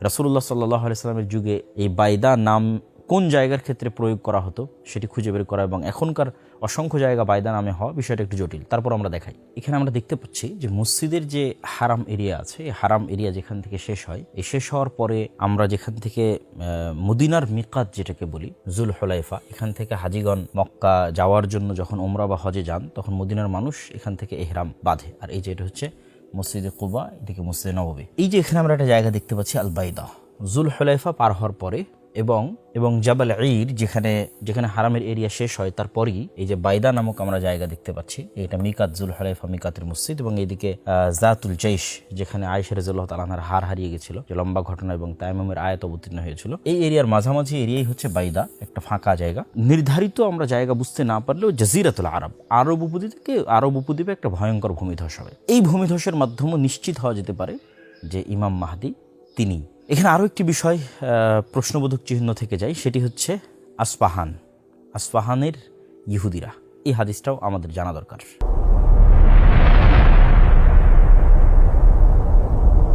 রাসূলুল্লাহ সাল্লাল্লাহু আলাইহি ওয়াসাল্লামের আরেকটি আশ্চর্যজনক হাদিস, সেই হাদিসটি হচ্ছে দাজ্জাল যখন বের হবে, ইয়াতবাউদ দাজ্জাল মিন ইয়াহুদি আসবাহান ৭০ আলফান।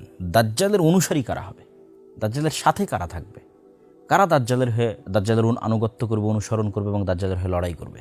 তো রাসূল সাল্লাল্লাহু আলাইহি ওয়াসাল্লাম বলছেন যে ইস্পাহানের ৭০,০০০ ইহুদি দাজ্জালের অনুসারী হবে। তো চলেন আমরা দেখে আসি ইস্পাহান শহরটি কোথায়। বর্তমান যে ইরান, এই ইরান অঞ্চল এবং ইরানের আশেপাশের অঞ্চলগুলো বা মধ্য এশিয়ার অঞ্চলগুলো ইসলামে বিভিন্ন দিক থেকে খুবই গুরুত্বপূর্ণ। তার মধ্যে একটা হাদিস আপনাদের জানা আছে, রাসূল সাল্লাল্লাহু আলাইহি ওয়াসাল্লাম বলেছেন যে দিন যদি সুরাইয়া তারকার ওখানেও থাকে, তবুও খোরাসান অঞ্চল, মাওয়ারা ইন নাহার, এই অঞ্চলের মানুষেরা সেখান থেকে দিন নিয়ে আসবে। এবং আমরা যদি দেখি যে হাদিস শাস্ত্রের যে ইতিহাস, এই ইতিহাসে সবচেয়ে অবদান কাদের বেশি, তাহলে আমরা দেখব এই অঞ্চলগুলো একসময় ইলমের মার্কাজ ছিল। এই যে নিশাপুর, এই নিশাপুর ইলমের অনেক বড় মার্কাজ, এটা আজকের ইরানের অন্তর্ভুক্ত।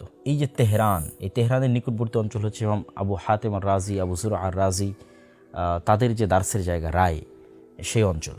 তারপর আসবাহান, এখান থেকে অসংখ্য আলেম ওলামা বের হয়েছে, আবু নুআইম আল আসবাহানি থেকে শুরু করে আরও অসংখ্য আলেম ওলামা, যেমন নিশাপুরি এবং হাকিম, অনেক বড় মুহাদ্দিস, মুস্তাদরাক হাকিমের লেখক। তো এই অঞ্চলগুলো থেকে যদি আমরা আরও একটু মাওরাই নাহার তথা আমুদরিয়া এবং শিরদরিয়ার ওইদিকে যাই, তাহলে দেখবো ইমাম বুখারী, ইমাম মুসলিম নিজে নিশাপুরের, ইমাম বুখারী, মুসলিম, আবু দাউদ, নাসাই, তিরমিজি, তারা সব এই অঞ্চল থেকে তাদের আগমন ঘটেছে। কিন্তু এই অঞ্চল সম্পর্কেই রাসূলুল্লাহ সাল্লাল্লাহু আলাইহি ওয়াসাল্লামের আরেকটি ব্যতিক্রম হাদিস, যেটি আমরা কিছুক্ষণ আগে শুনলাম, যে এই আসফাহান থেকে ৭০,০০০ ইহুদি কিয়ামতের পূর্ব মুহূর্তে দাজ্জালের অনুসারী হবে। সুতরাং এটি একটি চমকে দেওয়ার মতো বিষয় যে এখন আসফাহান একটি ইরান শাসিত অঞ্চল এবং একটি শিয়া শাসিত অঞ্চল।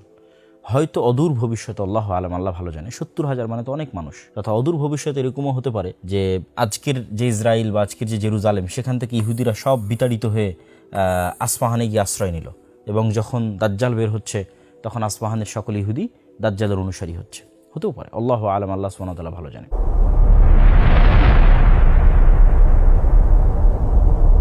কিয়ামতের পূর্ব মুহূর্তের আরেকটি গুরুত্বপূর্ণ হাদিস, যেটি আলোচনা না করলে আমাদের আলোচনাটি পূর্ণতা পাবে না, সে হাদিসটি হচ্ছে রাসূলুল্লাহ সাল্লাল্লাহু আলাইহি ওয়াসাল্লাম বলেন, লা তাকুমুস সাআহ হাত্তা ইউকাতিলাল মুসলিমুন, ততদিন পর্যন্ত কিয়ামত হবে না যতদিন মুসলমানেরা ইহুদিদের সাথে যুদ্ধ না করছে। ফায়াকতুলুহুমুল মুসলিমুন, এবং মুসলমানেরা ইহুদিদের হত্যা করবে।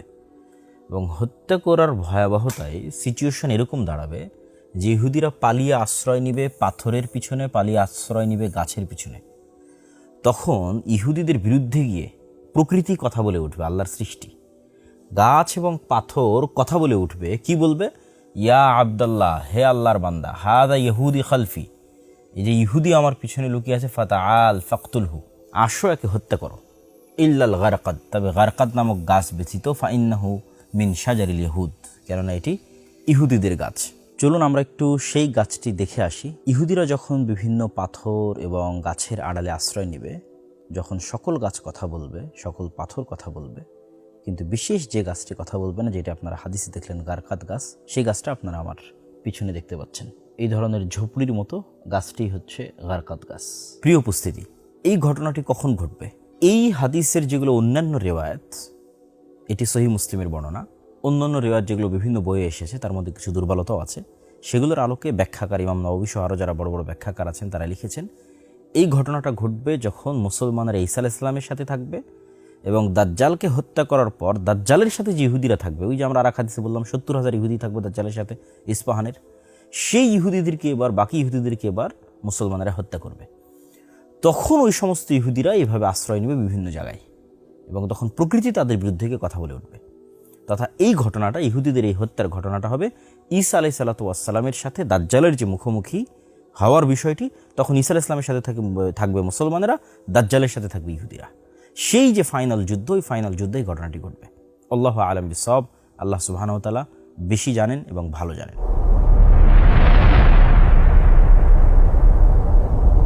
প্রিয় উপস্থিতি, এই যে আমরা দাজ্জালের বিশাল হাদিস পড়লাম, ইয়াজুজ এবং মাজুজের ভয়ঙ্কর ঘটনা শুনলাম, একদল নাস্তিককে দেখবেন যখন আমরা এগুলো বলি তখন তারা প্রশ্ন উঠায় যেগুলো কাল্পনিক, ঔপন্যাসিক গল্পের মতো, এবং এগুলো জীবনে কোনোদিন বাস্তবে হবে না। এবং তাদের এই অবিশ্বাসের সবচেয়ে বড় কারণ হচ্ছে আজকের যে উন্নত প্রযুক্তি, আজকের যে স্যাটেলাইটের অধীনে বিশ্ব, ক্যামেরা, তারা মনে করে সারা পৃথিবীর সব কিছু যেহেতু আমাদের কন্ট্রোলে, তো কোথাও তো আমরা দাজ্জালকে দেখতে পাচ্ছি না, কোথাও তো আমরা ইয়াজুজ এবং মাজুজকে দেখতে পাচ্ছি না, সুতরাং এগুলো সব মিথ্যা হাদিস, মিথ্যা তথ্য এবং মিথ্যা কথা, যার প্রতি মুসলমানেরা পাগলের মতো বিশ্বাস স্থাপন করছে। কিন্তু আমাদের প্রথমত এই বিষয়গুলোর প্রতি আমাদের প্রথম দায়িত্ব এবং কর্তব্য হচ্ছে সামি'না ওয়া আতা'না, আমরা শুনেছি, ঈমান এনেছি এবং অনুসরণ করেছি। এটি উম্মতে মুহাম্মাদের বৈশিষ্ট্য। রাসূলুল্লাহ সাল্লাল্লাহু আলাইহি ওয়াসাল্লাম যখন মেরাজ সফর করেছিলেন, তখন আবু বকর রাদিয়াল্লাহু তাআলা আনহু সেটির সত্যায়ন করার কারণে তিনি সিদ্দিক। আমাদের নবী মুহাম্মদ সাল্লাল্লাহু আলাইহি ওয়াসাল্লামের পক্ষ থেকে যা যেভাবে বর্ণিত হয়েছে, আমরা সেটার প্রতি ঈমান রাখি এবং সেটিকে তার জাহিরি অর্থ, প্রকাশ্য অর্থের উপরই সংঘটিত হবে মর্মে দৃঢ় বিশ্বাস রাখি। সেক্ষেত্রে আমাদের জন্য আসলে কোনো দলিল এবং কোনো ডকুমেন্টের প্রয়োজন নাই। আমাদের জন্য আসলে আল্লাহর একটি কথাই যথেষ্ট, যে ওয়া হুয়া আলা কুল্লি শাইইন কাদির, তিনি সকল কিছুর উপর ক্ষমতাবান। কিন্তু তারপরও যেহেতু আমরা মানুষ এবং বিভিন্ন ফিতনা এবং বিভিন্ন প্রশ্ন আমাদের অন্তরে তৈরি হয়, সেহেতু এই বিষয়েও কিছু উত্তর যদি আমাদের জানা থাকে আমাদের জন্য সহজ হবে। আমাদের জন্য প্রথম উত্তর হচ্ছে যে অতীত, পৃথিবীর অতীতে এই ধরনের ভয়ঙ্কর এবং ভয়াবহ ঘটনার চেয়ে হাজারো ভয়ঙ্কর এবং ভয়াবহ ঘটনা ঘটেছে। যে ভয়ঙ্কর এবং ভয়াবহ ঘটনাগুলো, ওই ঘটনার প্রতি যদি আমার ঈমান আনা সহজ হয়, তাহলে এই ঘটনার প্রতি ঈমান আনা আমার জন্য অনেক ইজি। যেমন যখন মারিয়াম আলাইহিস সালাতু ওয়াস সালাম বিনা পিতায় ঈসা আলাইহিস সালামকে জন্ম দিলেন, তখন ওইটার প্রতি ঈমান আনার জন্য আল্লাহ বলছেন কোরআনে যে আমি আদমকে তো পিতামাতা ছাড়াই সৃষ্টি করেছি। তা আদমকে যদি পিতামাতা ছাড়াই সৃষ্টি করতে পারি, তাহলে পিতা ছাড়া ঈসাকে কেন সৃষ্টি করতে পারবো না? আগেরটা তো বেশি ভয়ঙ্কর। তাহলে ঠিক তেমনই ঈসা আলাইহিস সালাতু ওয়াস সালাম আসমান থেকে নেমে আসবেন, এটা যদি আমাদের কাছে মানতে অবিশ্বাস্য হয়, তো আদম আলাইহিস সালাতু ওয়াস সালামও তো তার হাজার হাজার লক্ষ বছর আগে তিনিও তো আসমান থেকে, জান্নাত থেকে দুনিয়াতে নেমে এসেছেন। সেটা তো আমরা সবাই বিশ্বাস করছি, তাওরাত, বাইবেল, কোরআন সব জায়গায় লেখা আছে। তাহলে আদম আলাইহিস সালাতু ওয়াস সালাম যদি জান্নাত এবং আসমান থেকে পৃথিবীতে নেমে আসতে পারে, ঈসা আলাইহিস সালাম কেন পারবেন না? ঠিক তেমনি আমরা যদি চিন্তা করি যে সূরা কাহাফের যে ঘটনাগুলো, যে জুলকারনাইন সফর করছে, ইয়াজুজ এবং মাজুজকে দেওয়াল দিয়ে ঢেকে দিচ্ছে, তাহলে ইয়াজুজ এবং মাজুজের অস্তিত্ব এবং ইয়াজুজ এবং মাজুজের সাথে সাক্ষাৎ অতীতে সংঘটিত হয়েছে। তাহলে এটার প্রতি আমাদের ঈমান কি পরিমাণ মজবুত হওয়া উচিত যে এটা নিশ্চিত আছে, এটা অতীতে জুলকারনাইন ইয়াজুজ মাজুজের সাথে দেখা করে এসেছে, তাহলে ইন ফিউচার অবশ্যই ঘটবে। ঠিক তেমনি খিজির আলাইহিস সালাতু ওয়াস সালামের সাথে মুসা আলাইহিস সালামের সাক্ষাৎ, যেটাও সূরা কাহাফে আছে। দেখেন এটা কি ব্যতিক্রম ঘটনা। কোথায় এখন খিজির আলাইহিস সালাতু ওয়াস সালাম? তিনি কোথায় থেকে আসলেন? তিনি কোথায় হারিয়ে গেলেন, তাই না?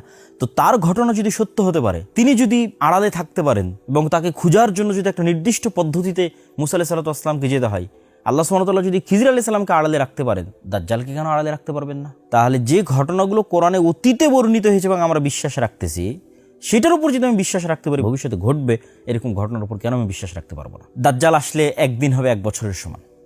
মানুষ বলে এটা কী ধরনের কাল্পনিক অলৌকিক কথা, কেমনে সম্ভব? অথচ কাছাকাছি এই ধরনের ঘটনা কোরআনে অতীতে সংঘটিত হওয়ার কথা বলা হচ্ছে।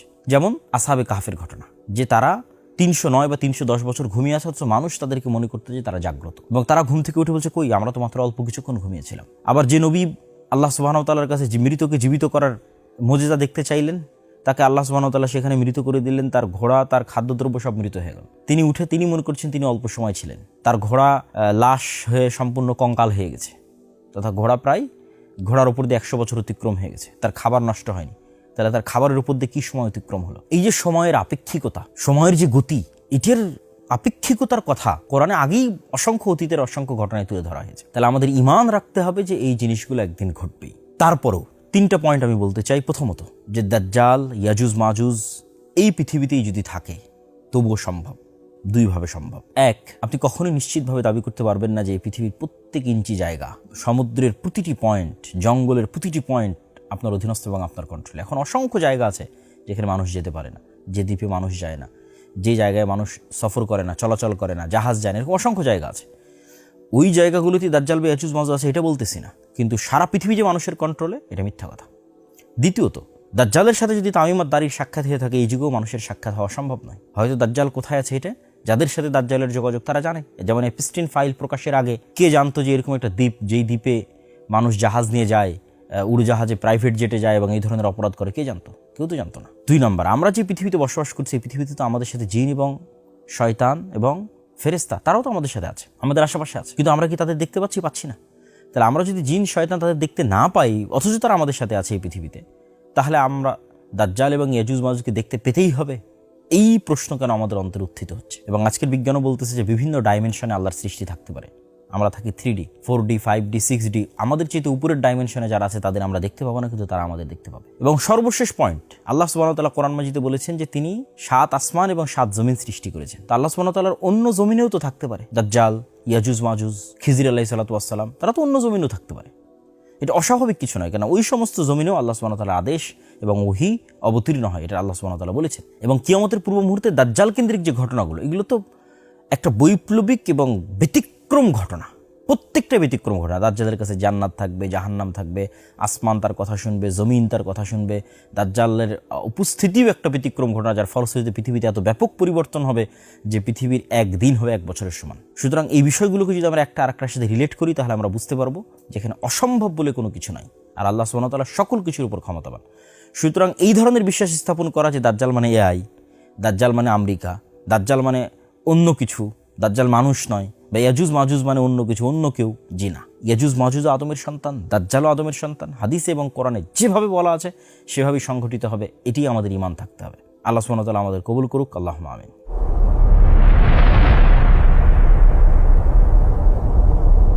এই যে ভবিষ্যৎ কেন্দ্রিক দীর্ঘ আলোচনা আমরা আজকে করলাম, এই দীর্ঘ আলোচনার থেকে আমাদের শিক্ষণীয় কি? এই দীর্ঘ আলোচনার সারমর্ম এবং শিক্ষণীয় যদি এক বাক্যে বলতে চাই, তাহলে আমি বলতে পারি যে আমরা এখন মধ্যপ্রাচ্যের যে যুদ্ধে আছি, এই যুদ্ধ কি মালহামা? এক বাক্যে উত্তর যে না, এটি মালহামা নয়। মালহামা কোথায় হবে? সিরিয়ায় হবে। মালহামা মানে হচ্ছে গোস্ত নিয়ে টানাটানি এবং গোস্ত খাওয়া, গোস্ত ছিঁড়া, তথা সামনাসামনি তরবারি দিয়ে হত্যা হবে, সামনাসামনি তীর দিয়ে হত্যা হবে, বম দিয়ে নয়, মালহামা। এবং ভয়ঙ্কর ভয়াবহ হত্যা হবে, সেটা সিরিয়ার মাটিতে হবে, যা বিস্তারিত আমরা আলোচনা করেছি। তাহলে এখনকার ফিতনাগুলো অনেক কিছুই কিয়ামতের পূর্ব মুহূর্তের ছোট ছোট ফিতনা আছে। যেমন আমরা একটা পড়েছি, আমরা আপনাদের সামনে তুলে ধরেছি যে আরবের প্রত্যেক ঘরে ফিতনা প্রবেশ করবে। সুতরাং এখনকার যে ফিতনাগুলো, এগুলো মালহামার পূর্বের ছোটোখাটো ফিতনা হতে পারে। কতদিন পরে কখন মালহামা হবে সেটা আমরা কেউ জানি না, কিন্তু মালহামা হবে। এবং সম্ভবত মালহামা হওয়ার পূর্বেই মুসলমানেরা জেরুজালেম বিজয় করবে, ইমাম মাহদী প্রকাশ পাবে, এবং ইমাম মাহদীর নেতৃত্বেই শাম বা সিরিয়ার মাটিতে মালহামা হবে। তারপরে তাদের বিজয় অভিযান আরও সামনের দিকে চলতে থাকবে, কুস্তুনতুনিয়া বিজয় করবে, রোম বিজয় করবে। এরকম মুহূর্তে তাদের বিজয় অভিযান থামানোর জন্য শয়তান অদৃশ্য থেকে আওয়াজ দিবে, দাজ্জাল বের হয়েছে। আর এইরকম মুহূর্তেই যখন তারা দামেশকে ফিরে আসবে, এদিকে দাজ্জালও বের হবে, ওদিকে ঈসা আলাইহিস সালামও নামবে। দাজ্জাল বের হওয়ার পর প্রায় 1 বছর মুসলমানেরা ভয়ঙ্কর কষ্ট, দুঃখ, খাবারবিহীন, একটা ভয়ঙ্কর বিভীষিকাময় পরিস্থিতি অতিক্রম করবে। তারপরে ঈসা আলাইহিস সালাতু ওয়াস সালামের মাধ্যমে দাজ্জাল নিহত হবে। তারপরে দাজ্জালের সাথে যে 70,000 ইহুদি থাকবে তারা নিহত হবে।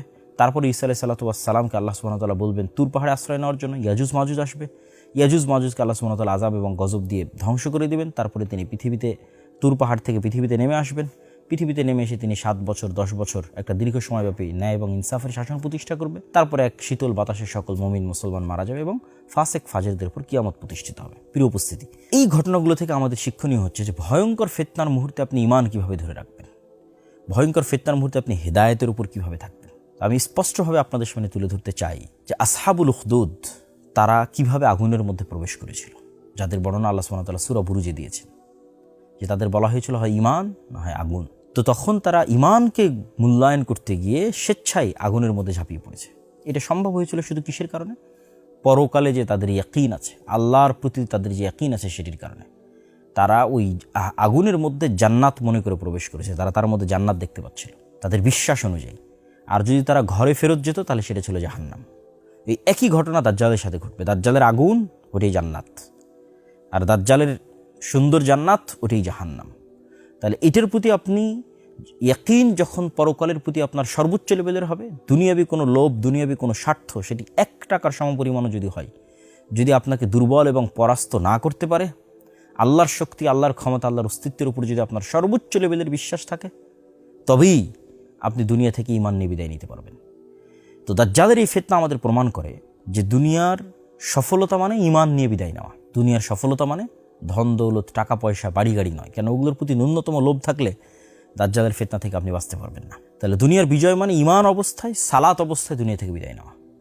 এবং মুসলমানদের কাজ এই ধরনের ভবিষ্যৎ কেন্দ্রিক ঘটনার পিছনে পড়ে প্রোডাক্টিভিটি নষ্ট না করা, যে হ্যাঁ ইমাম মাহদি আসলেই তবেই আমরা সব কিছু করবো, তার আগে আমাদের কোনো কাজ নাই। এটা মুসলমানদের প্রোডাক্টিভিটি নষ্ট করে এবং এটা আমি মনে করি একটি ঈমান বিরোধী কার্যকলাপ। বরং মুসলমানদের সবসময় সদা সর্বদা অ্যাক্টিভ থাকতে হবে। কেন? ইমাম মাহদি এবং ঈসা আলাইহিস সালাম আসলে নতুন কোনো দিন আসবে না, নতুন কোনো কোরআন আসবে না। ওই কোরআনই যে কোরআন আমাদের কাছে আছে, ওই হাদিসই যে হাদিস আমাদের কাছে আছে। তাহলে পৃথিবীর সবচেয়ে বড় ঘটনা আগেই ঘটে গেছে, সেটা মুহাম্মদ সাল্লাল্লাহু আলাইহি ওয়াসাল্লাম, সেটা কোরআনের অবতীর্ণ হওয়া। ওইটা আমাদের আমল করতে হবে। এবং যদি সূর্য আমরা পশ্চিম দিকে উঠতে দেখি, তবুও আমাদের হাতে যদি একটি গাছ থাকে সেটি রোপণ করার চেষ্টা করতে হবে। তথা আমাদের ঈমান এবং আমলের যে চেষ্টা, এই চেষ্টা আমাদের অব্যাহত থাকবে। এবং এই সমস্ত ঘটনা কেন্দ্রিক আমাদের কাজ কি? ফিতনা থেকে বাঁচতে চাই। আল্লাহুম্মা নাউযুবিকা মিন ফিতনাতিল মাসীহিদ দাজ্জাল, যে দাজ্জাল এবং দাজ্জালের সময়ের যে ভয়ঙ্কর ফিতনাগুলো আছে, ফিতনার যুগগুলো আসার পূর্বেই যেন আল্লাহ আমাদের ঈমান অবস্থায় দুনিয়া থেকে যাওয়ার তৌফিক দান করে। এই মর্মে আগ্রহী না হয় যে না আমি ওই যুদ্ধগুলোতে অংশগ্রহণ করবো, ওই ফিতনার সময় আমি থাকবো কেন। কেউ গ্যারেন্টি দিয়ে বলতে পারবে না ওই ফিতনার সময় সে ঈমান নিয়ে থাকতে পারবে কিনা। তাই নবীর শিক্ষা অনুযায়ী ওই ফিতনাগুলো আসার পূর্বেই আমাদের আল্লাহর কাছে পরিত্রাণ চাওয়া উচিত, আমরা যেন দুনিয়া থেকে বিদায় নিতে পারি। আল্লাহ সুবহানাহু ওয়া তাআলা আমাদের এই ফিতনা সংক্রান্ত হাদিসগুলো সঠিকভাবে বুঝার, সালাফি সালেহিনদের ব্যাখ্যা এবং বুঝ অনুযায়ী বুঝার, সেগুলোর প্রতি ঈমান রাখার এবং এই ফিতনা থেকে আল্লাহর নিকটে বাঁচতে চাওয়ার, এবং ঈমান এবং সালাত, পরকালের প্রতি গভীর আস্থা, আল্লাহর প্রতি গভীর আস্থা এবং সালাত। আর এই বিষয়ে এই ঈমান মজবুত করার জন্যই মূলত আমাদের আল্লাহর পথে যাত্রা বইটি লেখা। তাই ফিতনার সময় যদি কেউ ঈমান মজবুত রাখতে চান, তিনি অবশ্যই আমাদের আল্লাহর পথে যাত্রা বইটি পড়তে পারেন। আর পরবর্তী কোনো পর্বে ইনশাআল্লাহ আমরা সূরা কাহফের যে ঘটনাগুলো আছে সেগুলো নিয়ে বিস্তারিত আপনাদের সাথে কথা হবে। আল্লাহ আমাদের কবুল করুক। আল্লাহুম্মা আমিন। আসসালামু আলাইকুম ওয়া রাহমাতুল্লাহি ওয়া বারাকাতুহু।